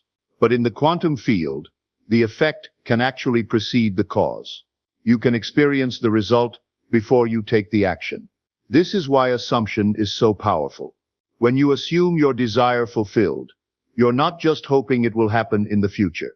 You're actually experiencing the quantum effect of that fulfillment right now. The external circumstances then rearrange themselves to match the quantum reality you've assumed. Here's something that will completely revolutionize your approach to change. Every person, every circumstance, every situation in your life exists in multiple versions across parallel realities. The version you experience depends entirely on your assumption about them. Change your assumption, and you'll literally shift to a parallel reality where they exist differently. This doesn't mean you're changing other people. You're shifting to a parallel reality where different versions of those people exist. The version of your boss who appreciates your work exists in a parallel reality. The version of your family member who supports your dreams exists in a parallel reality. The version of your financial situation that's abundant exists in a parallel reality. But here's the most incredible part about this understanding. All these parallel realities are equally real. There's no hierarchy, no better or worse realities, only different realities. The one you experience is simply the one you assume to be true through your attention and feeling. Now, let me reveal to you the secret of quantum coherence. In the quantum field, when particles become coherent, when they vibrate in harmony, they can achieve seemingly impossible things. Your consciousness works the same way. When your thoughts, feelings, and assumptions are all aligned toward the same reality, you achieve quantum coherence, and you can shift to any parallel reality you choose. This is why consistency in your assumption is so important. It's not enough to assume your desire fulfilled for a few minutes and then spend the rest of the day assuming limitation. You must maintain quantum coherence by consistently assuming the reality you want to experience. Here's something that will blow your mind about the infinite nature of these parallel realities. Not only do they exist, but they're all equally accessible to you right now. You don't need to earn your way into a better reality. You don't need to deserve a parallel dimension where you're successful and happy. You simply need to assume it and allow your consciousness to shift. The quantum field doesn't judge. It doesn't care about your past mistakes or current circumstances. It only responds to your current assumption. In this very moment, you have access to the parallel reality where you've overcome every obstacle, achieved every dream, and experienced every joy. But here's the part that trips up most people, and understanding this will accelerate your ability to shift realities. You must assume from the end. You can't assume that you're going to be wealthy someday. You must assume that you are wealthy now. You can't assume that you'll find love eventually. You must assume that you are loved now. The quantum field only knows the present moment. Let me share with you a profound secret about the nature of quantum entanglement in consciousness. Every desire you have is actually a quantum entanglement with a parallel reality where that desire is fulfilled. The very fact that you can conceive of something, that you can desire it, that you can imagine it, proves that it exists in the quantum field. Your desires are not random. They're quantum signals from parallel versions of yourself. This is why your desires feel so real to you, why they call to you so persistently. They're not just wishes or fantasies. They're actual communications from parallel versions of yourself who are living those realities. When you feel the pull of a desire, you're feeling the quantum entanglement with the version of yourself who has already fulfilled it. Now, here's something that will transform your entire relationship with your desires. You're not trying to get something you don't have. You're trying to remember something you already are. In the quantum field, you already exist in the state of having everything you desire. You're simply shifting your awareness to that parallel reality. The version of you listening these words right now exists simultaneously with the version of you living in complete abundance, perfect health, and total fulfillment. These aren't separate beings. They're all you, existing in different dimensions of the quantum field. The bridge between them is your assumption about which version is real. And here's the most liberating truth about parallel realities. Your past doesn't determine your future unless you assume it does. In the quantum field, every moment is a new beginning, a fresh opportunity to assume any reality you choose. The version of you with a completely different past, different experiences, different achievements exists right now in a parallel dimension. When you truly understand this, you realize that you're not limited by anything that has happened before. You're not defined by your mistakes, your failures, your circumstances, or your history. You're only defined by your current assumption about yourself, and that assumption can change in an instant. Let me tell you something that will completely transform your understanding of identity. You are not one person living one life. You are one consciousness experiencing multiple lives simultaneously across parallel realities. Every choice you make, every assumption you hold, every thought you think is creating and accessing different versions of yourself. The question isn't who you are. The question is which version of yourself you choose to assume as your primary identity. The wealthy version, the healthy version, the loved version, the successful version. They all exist simultaneously in the quantum field of your consciousness. Your imagination is your portal to these parallel realities. Every time you imagine yourself living differently, you're not just daydreaming. You're actually accessing a parallel dimension where that life is completely real. The more vividly you can imagine it, the more real it becomes to your consciousness, and the easier it becomes to shift to that reality. And here's the secret that will accelerate your ability to navigate between realities. You must learn to feel yourself into the reality rather than think yourself into it. The quantum field responds to feeling, to assumption, to the state of being, rather than to mental activity alone. When you feel yourself to be wealthy, healthy, loved, and successful, when you assume these states as natural to you, you're not pretending or forcing anything. You're simply aligning with the parallel reality where these states are your natural condition. The external world then shifts to match your internal assumption. Remember this profound truth. Consciousness is the only reality, and the quantum field is simply consciousness in its pure, infinite potential. You are not separate from this field. You are this field, experiencing itself through the lens of human awareness. Every parallel reality, every possibility, every potential exists within your own infinite consciousness. The reality you desire is not separate from you. It is you. It is another facet of your own infinite being, another dimension of your own consciousness. You access it not through struggle or effort, but through the gentle art of assumption, through the natural recognition of what you already are. Your life is happening in the quantum field of your consciousness. Every moment, you're choosing which parallel reality to experience through your assumptions about yourself and your world. Change your assumptions, and you change your reality instantly. This is not theory. This is the fundamental law by which all existence operates. The question is not whether you have the power to shift realities. You are already doing it every moment of every day. The question is whether you will do it consciously or unconsciously. Will you choose your reality deliberately, or will you let it be chosen by default assumptions and unconscious patterns? The parallel reality where you are living your dream life exists right now. The quantum field is waiting for your assumption. Your desired reality is calling to you from across the dimensions of possibility. The only question is, will you answer that call by assuming it to be true?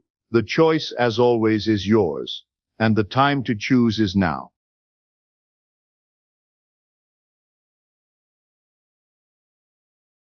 My dear friends, stop what you're doing for just a moment. Take a breath and look around you. What you're experiencing right now, this moment, this room, this life, it's just one timeline among infinite possibilities. And I'm about to show you how to step into a completely different one. Right now, as you're listening these words, infinite versions of reality are vibrating just beyond your perception. They're so close you could almost reach out and touch them, waiting for you to collapse them into experience. Yet here we are, so many of us locked inside our single loops, living the same patterns, getting the same results, feeling the same frustrations, wondering why nothing ever changes, even though we desperately want more. Let me shatter something for you. You're not stuck because of fate, destiny, or bad luck. I've been there too. We're stuck because our systems, our minds, bodies, emotions, our very frequencies, are still tuned to our old timelines. You and I both know you can't break free by just wishing for it. You can't escape by forcing it, and we certainly can't trick the quantum field by pretending. This transformation we're seeking isn't about manifesting harder. It's about you and me stepping into new states of being, so completely, so coherently, that the quantum field has no choice but to mirror back different realities to each of us. I used to think, and maybe you did too, that manifestation was all about desire. Want something badly enough, and the universe will deliver it. But can I share with you the truth that changed everything for me? Your desire alone does nothing in the quantum field. The field doesn't care how badly you and I want change. It only responds to how aligned we are with the frequency of that change. This means that right now, even if you're doing everything right, saying all the affirmations, creating beautiful vision boards, doing your visualizations, you might still be signaling the old timeline. I know because I've been there. Why does this happen to us? Because beneath our conscious efforts, our bodies are wired for the familiar. Our nervous systems are addicted to those old emotional loops. Our subconscious minds are still broadcasting patterns of fear, doubt, and scarcity, even while we're consciously shouting, I want abundance, I want love, I want success. Here's what hit me like lightning, and I want it to hit you too. The quantum field listens to our dominant signal, not our loudest one. Take a breath and let that land in your heart. Your dominant signal comes from your full system vibration. Not just what you think, but what you feel, what you expect, what you embody in every moment. That's why you can say, I am wealthy, 1,000 times. But if your body contracts with anxiety every time you pay a bill, the field picks up your contraction, not your affirmation. I've seen it in my own life. You can visualize love all day long, but if your heart remains armored and closed from past hurts, the field registers your isolation, not your desire for connection. This is the trap that's kept me spinning for years. And maybe you too. We believe change starts outside us, with our circumstances, with our actions, with our results. But I've learned that quantum shift begins inside, with our state, with our coherence, with our alignment. You and I must become the versions of ourselves that already inhabit our desired timelines. Not someday, not when the evidence arrives, but right now. Let me share something that blew my mind when I understood it. Quantum physics shows us that all possibilities exist simultaneously in the field of potential. Every timeline, every version of you and me, every outcome we could imagine, they're all already vibrating in the quantum field. When we shift our vibration, we're not creating something from nothing. We're collapsing into the versions that have been waiting for us all along. I'm fascinated by how visionaries and inventors throughout history seem to understand this intuitively. Remember when Nikola Tesla said, if you only knew the magnificence of 3, 6, and 9, you would have the key to the universe. These aren't just magical tricks. They point to universal patterns, harmonics, and the profound truth that our reality organizes itself around vibration. So I had to ask myself, and now I'm asking you, the question isn't, how do I get what I want? The real question is, who do I need to become vibrationally to align with the timeline where what I desire already exists? And becoming isn't pretending. It's not faking it till you make it. It's not performing. Becoming is a full body, full soul shift into coherence that you and I can feel in every cell. This is where our quantum shift begins. You're not here to fight your old timeline. You're here with me to rise into the frequency of your new one. Now let's talk about the real reason people don't shift. It's not because they're lazy. It's not because they don't want change badly enough. And it's definitely not because they're doing manifestation wrong. It's because they're still entangled with the version of themselves that's wired to survive the old timeline. That version, while outdated, is familiar. And the subconscious mind loves the familiar more than it loves progress. The old timeline doesn't need your permission to keep playing.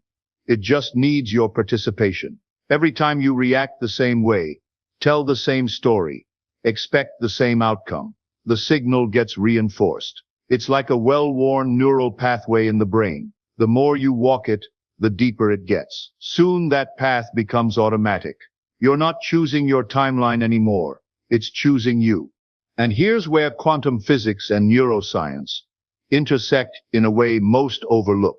In quantum mechanics, the observer effect tells us that the act of observation collapses a wave of infinite potential into a single event, a particle, a choice, a reality. But here's the twist. You're not just observing reality with your eyes. You're observing it with your beliefs, your emotions, your expectations. Now add this neuroscience insight. 95% of your behavior is driven by the subconscious mind, which stores all your emotional conditioning, trauma, beliefs, and identity patterns. This means most of the time, it's not your conscious intention collapsing the wave. It's your subconscious programming. Let that land. You're trying to manifest from the 5% of you that's awake and aware, while the 95% of you is still tuned to fear, lack, distrust, and survival. And the quantum responds to the dominant signal. So when people say manifestation doesn't work, what they really mean is, I haven't yet shifted the internal observer that's collapsing my reality. This is why people loop. This is why you can change your job, your partner, your city, and still find yourself in the same emotional patterns. Because nothing external has the power to override an internal frequency that hasn't been changed? What's anchoring you in the old timeline? Usually it's resistance, and resistance is sneaky. It shows up as overthinking, as procrastination, as emotional numbness, as hyperproductivity, as fear disguised as logic, as the voice that says be realistic. But resistance always boils down to one thing. Your system believes it's safer to stay where you are, even if you hate it, than to leap into the unknown. And that belief lives in the body, stored trauma, emotional suppression, inherited fears, all coded into your nervous system. That's why you can know something intellectually, but still not be able to live it. That's why affirmations fall flat, why visualizations fade, why you keep falling back into the same old cycles. The resistance isn't in your mindset, it's in your chemistry. When your nervous system is dysregulated, it sends a signal of threat to the field, even when your mouth is saying, I'm ready. That energetic contradiction keeps collapsing the same limited outcomes. It's not personal, it's physics. Tesla once said, if you want to understand the secrets of the universe, think in terms of energy, frequency, and vibration. This wasn't metaphorical. It was literal. Your life is a frequency. Your thoughts, emotions, posture, breath, they all create a vibrational pattern that either aligns with your desired timeline or repels it. You are not just a person navigating a life. You are a frequency generator embedded in a responsive field. And you've been broadcasting the same old pattern for so long. You've mistaken it for who you are. But here's the liberating truth. You don't have to fight that pattern. You just have to stop feeding it. Shifting timelines isn't about forcing the quantum field to obey you. It's about aligning so completely with the version of you who already lives the reality you desire, that the old timeline can no longer hold you. Think of the quantum field like a vast ocean of possibility. Every timeline, every version of you, every outcome already exists in that ocean as a wave. When you focus, when you observe, when you align, you collapse a particular wave into form. But here's the key. You don't collapse the wave by wanting it. You collapse it by matching it. And matching isn't just mental. It's emotional, physical, vibrational. It's how your entire system hums when you're in coherence. So why do people struggle to match the new timeline? Because they're trying to get there by thinking about it. They intellectualize the shift. I know abundance is available. I know love is possible. I know I can heal. But knowing isn't enough. Your body needs to know. Your emotions need to know. Your breath, your posture, your habits, your identity. They all need to signal, I am now the version of me who belongs in this timeline. This is where embodiment comes in. Embodiment is not a buzzword. It's the missing link. It's the practice of inhabiting the frequency you want before the external world gives you permission. If you're shifting into an abundance timeline, embodiment might mean spending money with trust instead of panic, breathing into your body when the fear of not enough rises, showing up to opportunities with openness instead of bracing for disappointment. If you're shifting into a love timeline, embodiment might mean softening your heart when you want to shut down, taking emotional risks, practicing vulnerability even when old wounds tell you to hide. You don't wait for the timeline to shift to start living differently. You start living differently, and the timeline shifts. This is why so many manifestation efforts fail. They're conditional. I'll feel grateful when I get the job. I'll relax when I find the relationship. I'll feel abundant when the money arrives. But the quantum doesn't work that way. The field isn't testing you or punishing you. It's reflecting you. And reflection happens instantaneously, not after a delay. The real work becomes, can you become coherent? Can you bring your mind, heart, body, and actions into alignment, even when nothing external has changed yet? Can you hold the signal long enough for the wave to collapse? Because here's the paradox. No one talks about. The timeline doesn't shift when you get tired of waiting. The timeline shifts when waiting is no longer part of your frequency. The only practice that matters is the one you actually live. We live in an age where it's easy to consume knowledge, gather techniques, watch videos, and yet never integrate. Why? because consuming feels like progress. But progress only happens when the body, the breath, the actions begin to match the information. So here's how we bring the quantum shift into daily life. First, understand the principle of microalignment.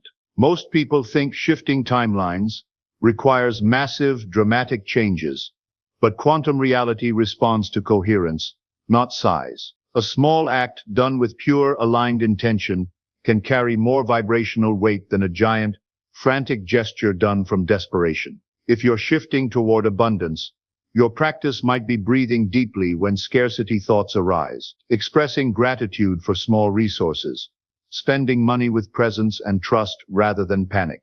If you're shifting toward love, your practice might be opening your posture when you want to shrink, speaking words of affection even when vulnerability feels uncomfortable. These small acts are quantum keys. They tell the field, this is who I am now, not who I'm trying to become someday, but who I've decided to be today. But here's the part most people miss. The practice is not about perfection. It's about returning. You will wobble. You will fall back into old loops. You will catch yourself thinking, feeling, or acting from the old timeline. This doesn't mean you failed. It means you're alive. The power isn't in never slipping. The power is in how quickly you come back. Every time you notice yourself slipping into the old frequency and gently guide yourself back, you strengthen the new timeline. Every time you pause, breathe, and choose coherence over chaos, you reinforce the shift. Every time you act as though the new reality is already true, even when the external world hasn't caught up yet, you collapse the wave. This is the dance of quantum embodiment. I've learned this the hard way, and I want to save you the trouble. The quantum field doesn't care if we visit our new timeline once. It only reshapes around us when we live there. I used to approach manifestation like a single event. Maybe you have too. We visualize, we affirm, we journal, we wait. And when results don't show up immediately, we collapse back into our old frequency.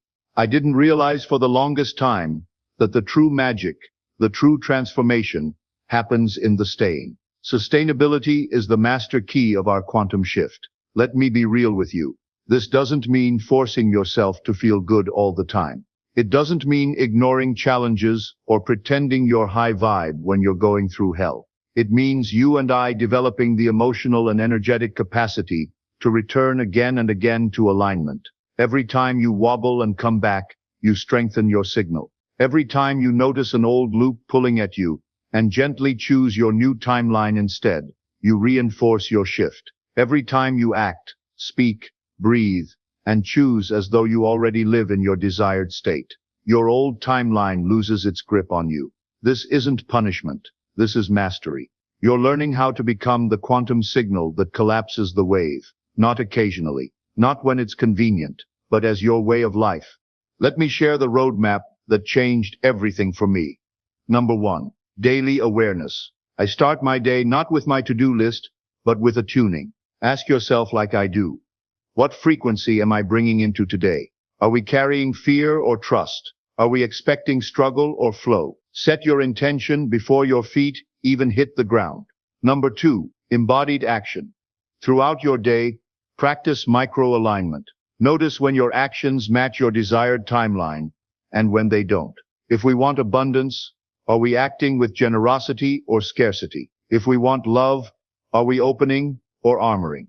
I found that small, repeated shifts matter far more than occasional big leaps. Number 4, emotional regulation. You and I will get triggered.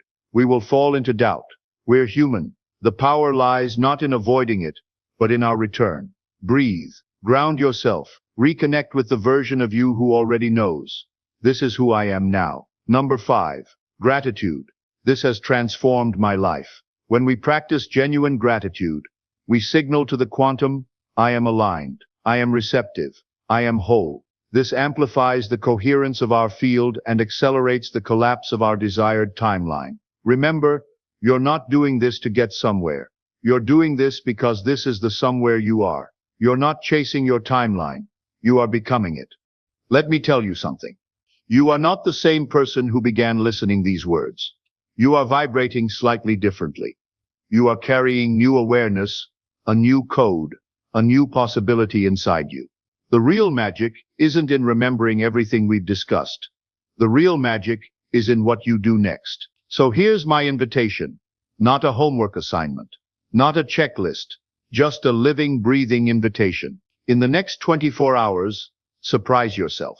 Do one thing, just one, that belongs to the version of you living in your desired timeline. Maybe it's a choice, a gesture, a conversation, or even a private shift inside your mind or heart. It doesn't need to be big. It just needs to be real. And when you do it, know this, you are no longer waiting for change. You are being it. Your journey to mastery begins now.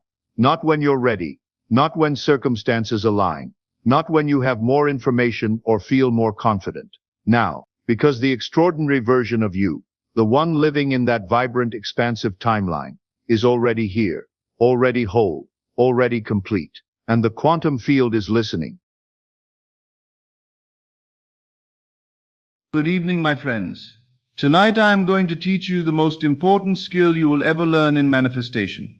Not how to imagine, not how to visualize, not how to do techniques. Tonight you will learn how to stay in the state. Because here is the truth that most people never grasp. You can assume your desire perfectly. You can enter the state of the wish fulfilled beautifully. You can feel it deeply for a moment. But if you cannot stay there, if you fall out of the state an hour later, a day later, a week later, your desire will never harden into fact. The secret to manifestation is not in entering the state. It is in remaining in the state. Tonight you will learn exactly how to do this. You will learn how to stay faithful to your assumption when circumstances contradict it.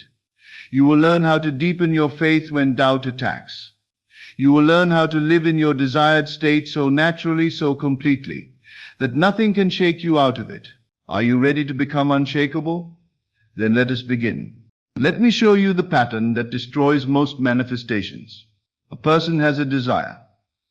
They learn the law, they get excited.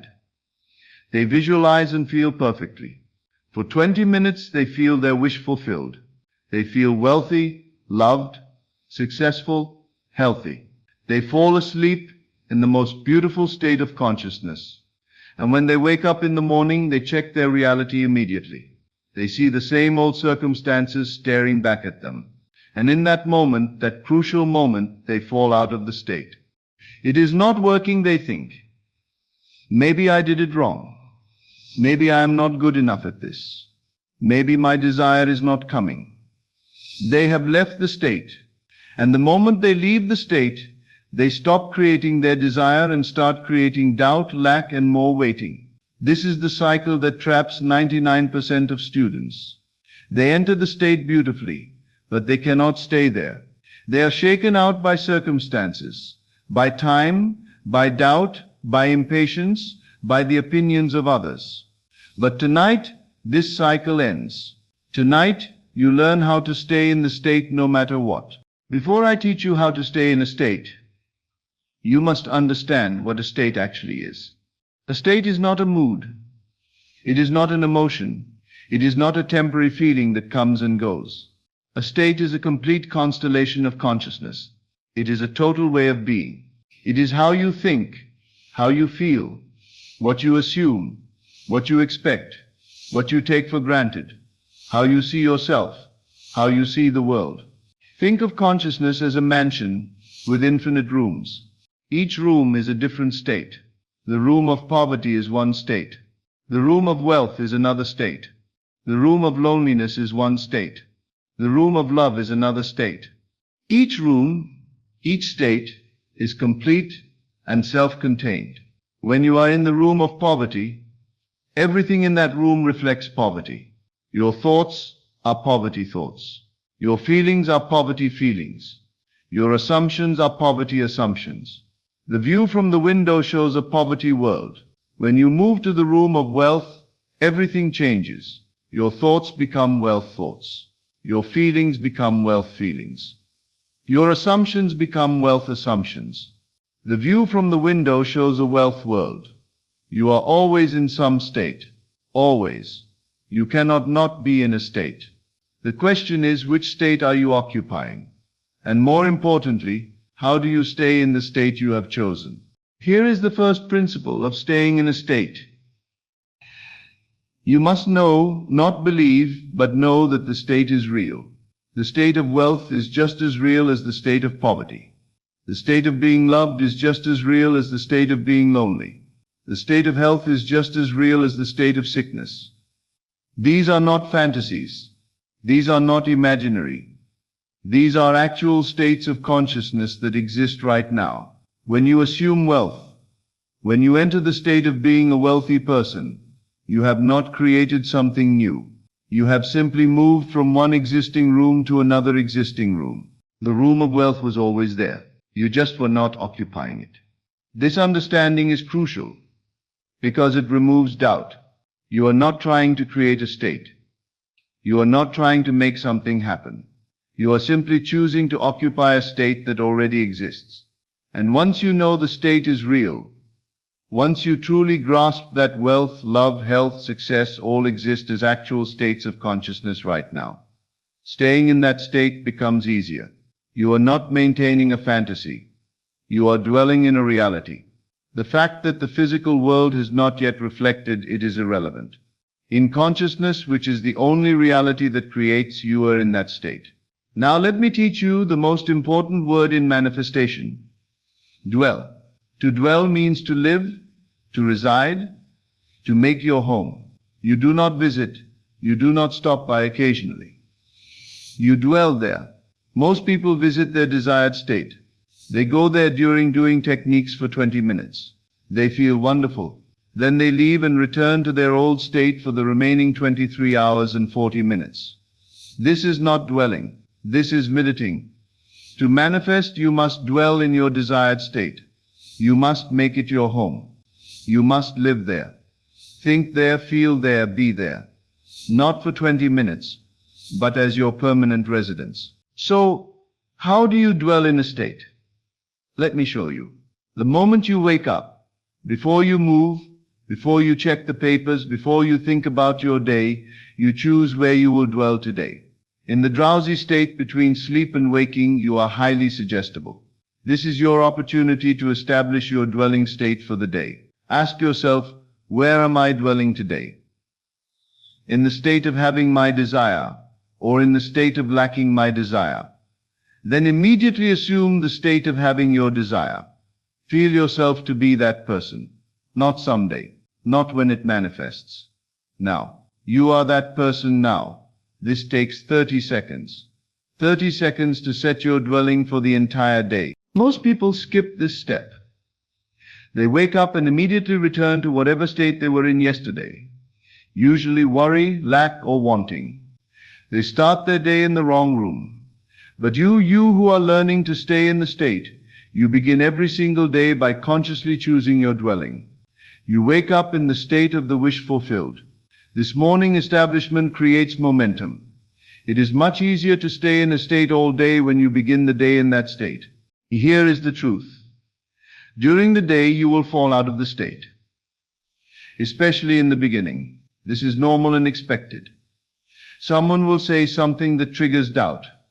You will see a circumstance that contradicts your assumption. An old thought pattern will arise. And suddenly, without even realizing it, you will have left the state. This is not failure. This is simply the nature of learning a new habit. The key is not to never leave the state. The key is to notice quickly when you have left and to return immediately. Think of yourself as a guard watching the door of your consciousness. Your job is not to prevent every negative thought from knocking.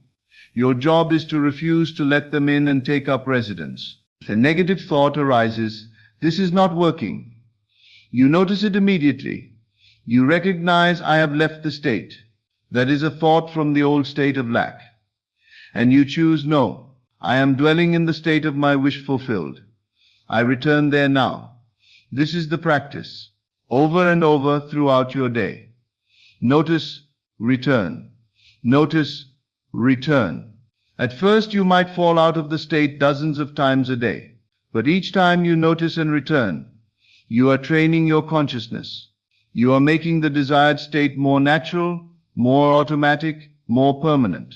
Eventually, and this happens faster than you think, the desired state becomes your default.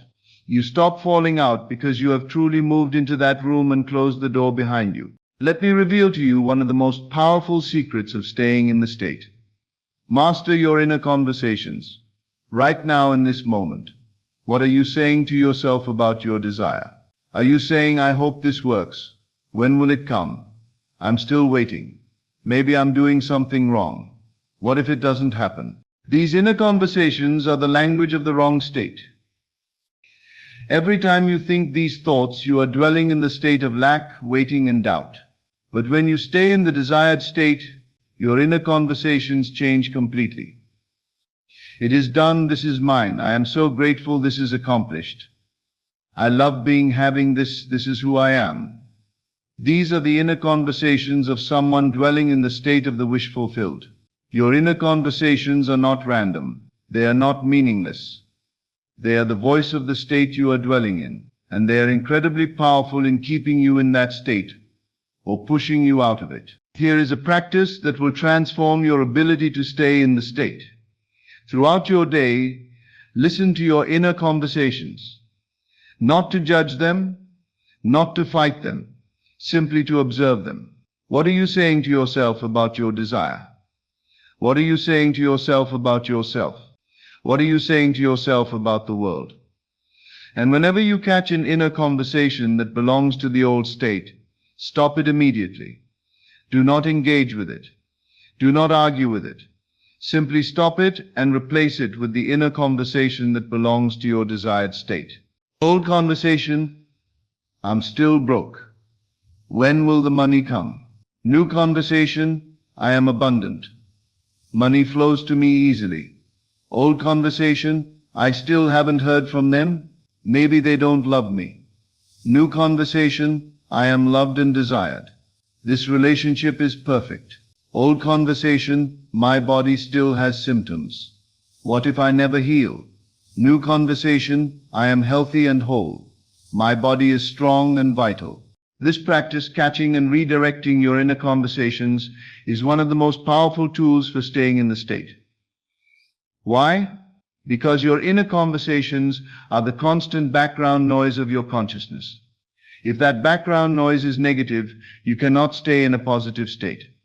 But when you change the background noise to match your desired state, staying in that state becomes natural and effortless. Now let me address something crucial. How do you deepen your faith in the state when you have not yet seen physical evidence? This is where most people struggle. They can assume their desire for a day, maybe a week, but as time passes with no physical manifestation, their faith weakens. Doubt creeps in. They begin to question whether the state is real, whether the law works, whether they are doing it right. Here is how you deepen faith, through experience in consciousness. You do not need physical evidence to know something is true. You need experiential evidence in consciousness. Let me explain. When you imagine yourself in your desired state, when you feel yourself to be wealthy, or loved, or healthy, that is an experience, not a physical experience, but a conscious experience. And conscious experience is just as real, just as valid, just as evidential as physical experience. The more you experience yourself in the desired state in imagination, the more real that state becomes to you. The more you dwell there in consciousness, the more faith you have that it is true. Think of it this way. If I tell you about a country you have never visited, you might believe me intellectually, but you do not know that country is real from experience.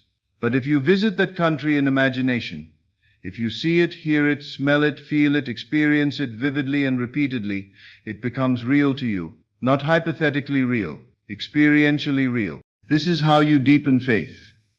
Not by waiting for physical proof, but by giving yourself repeated conscious experiences of dwelling in the desired state. Every time you feel your wish fulfilled, you are having an experience.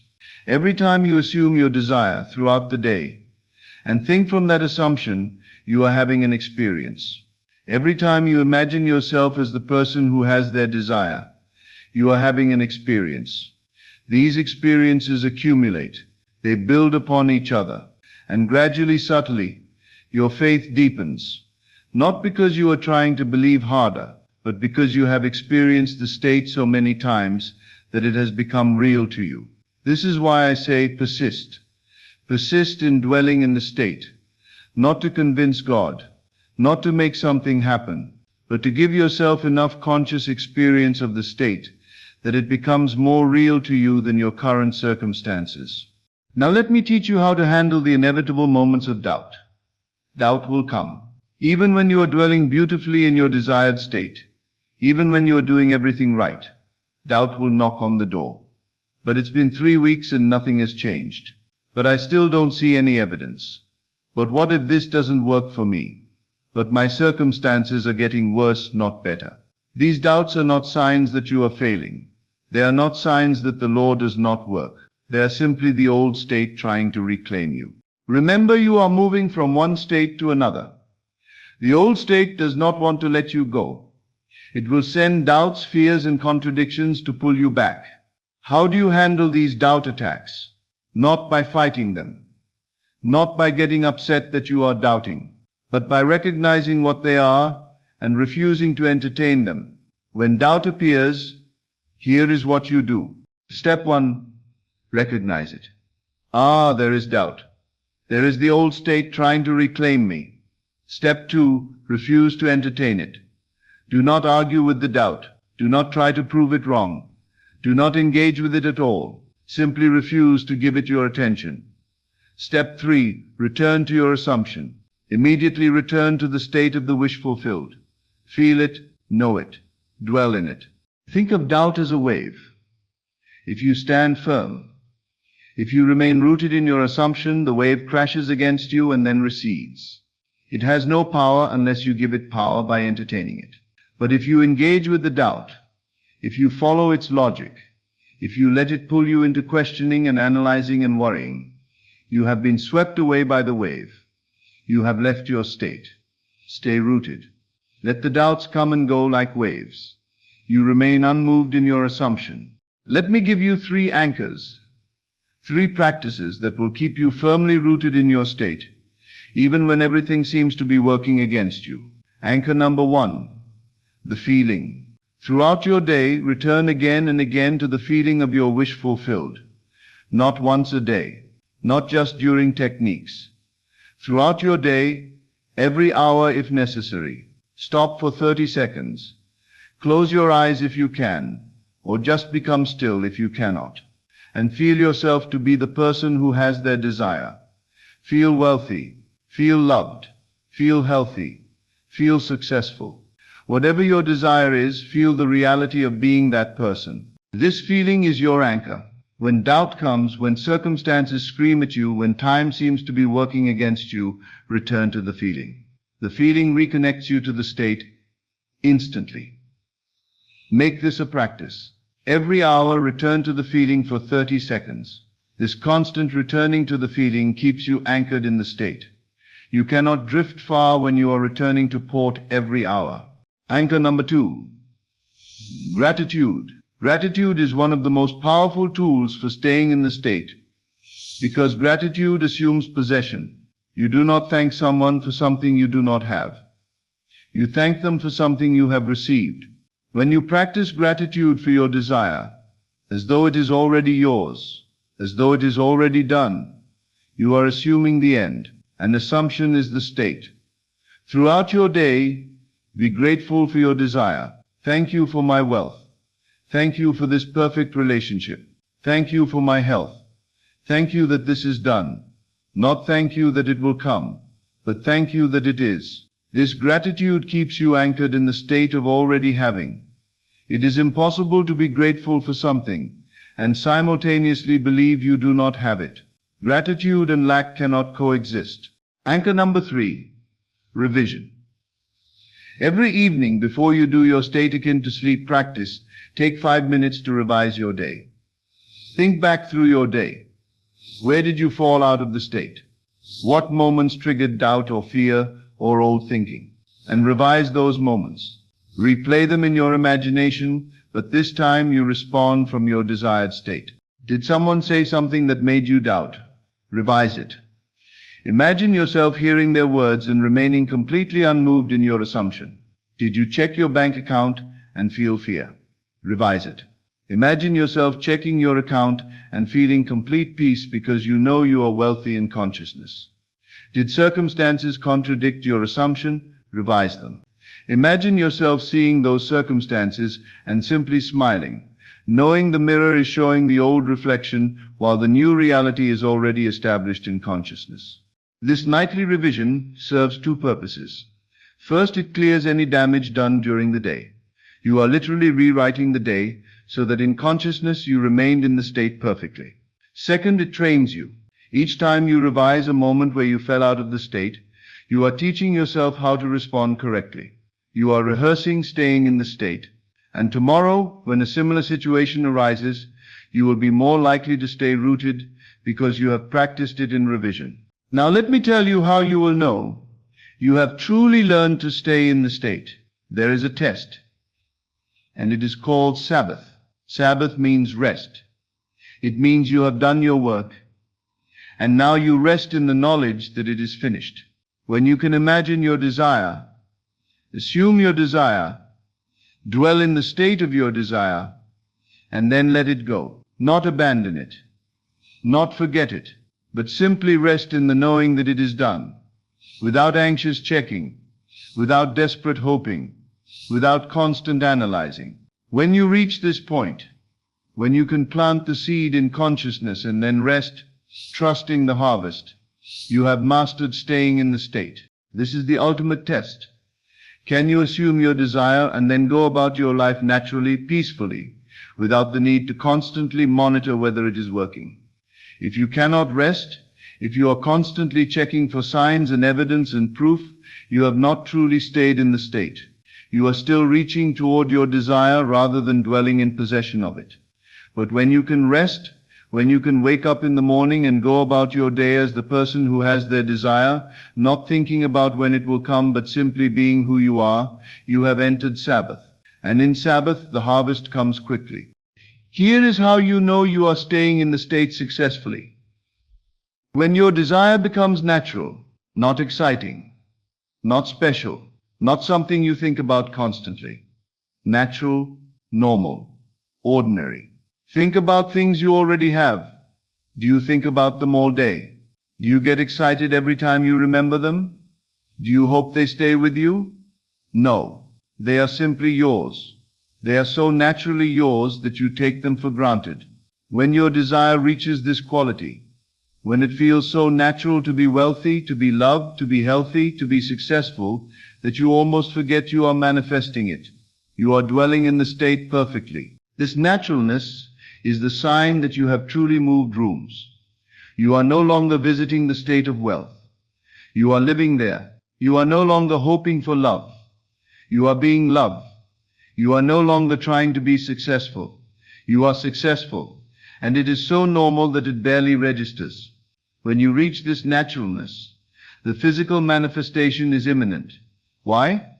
Because naturalness means there is no more resistance, no more doubt, no more split consciousness. You are completely, totally, fully in the state. And the physical world must reflect a state that is occupied so completely. Let me tell you the ultimate truth about staying in the state. It is not about perfection. You will fall out of the state sometimes. You will doubt sometimes. You will be shaken sometimes. This is human. This is normal. This does not mean you have failed. Staying in the state is not about never leaving. It is about returning quickly when you notice you have left. It is about dwelling more in the desired state than in the old state. It is about making the desired state your home, even if you occasionally take trips back to the old state. Over time, those trips become shorter and less frequent. Over time, the desired state becomes so natural that you hardly ever leave. Over time, staying in the state becomes effortless because you are no longer trying to stay. You simply are. This is mastery, not perfection, not rigid control, but natural, easy dwelling in the state of your wish fulfilled. Right now, in this moment, choose your state. Where will you dwell? In the state of having your desire or in the state of lacking your desire? Choose now. Assume now. Feel now. You are the person who has their desire, not someday. Now, in consciousness, in the only reality that creates. And from this moment forward, your only job is to stay there, to dwell there, to make that state your home. When you fall out, return immediately. When doubt comes, let it pass without engaging.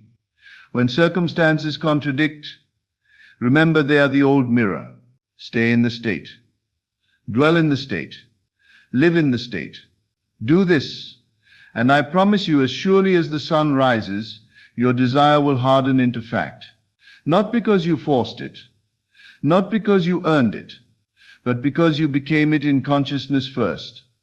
And the physical world had no choice but to reflect the state you dwelled in. Stay in the state, my friends. It is the whole law in 4 words. Thank you, and good evening. As always, thank you for joining me on this journey into the depths of consciousness. Remember, you are not here by accident. You are here because your soul is ready for this truth. Take these teachings and let them transform not just your mind, but your entire reality. Until we meet again in consciousness, keep assuming your greatness and living from the end of your desires. This is Best of Lectures. I will see you in the next video.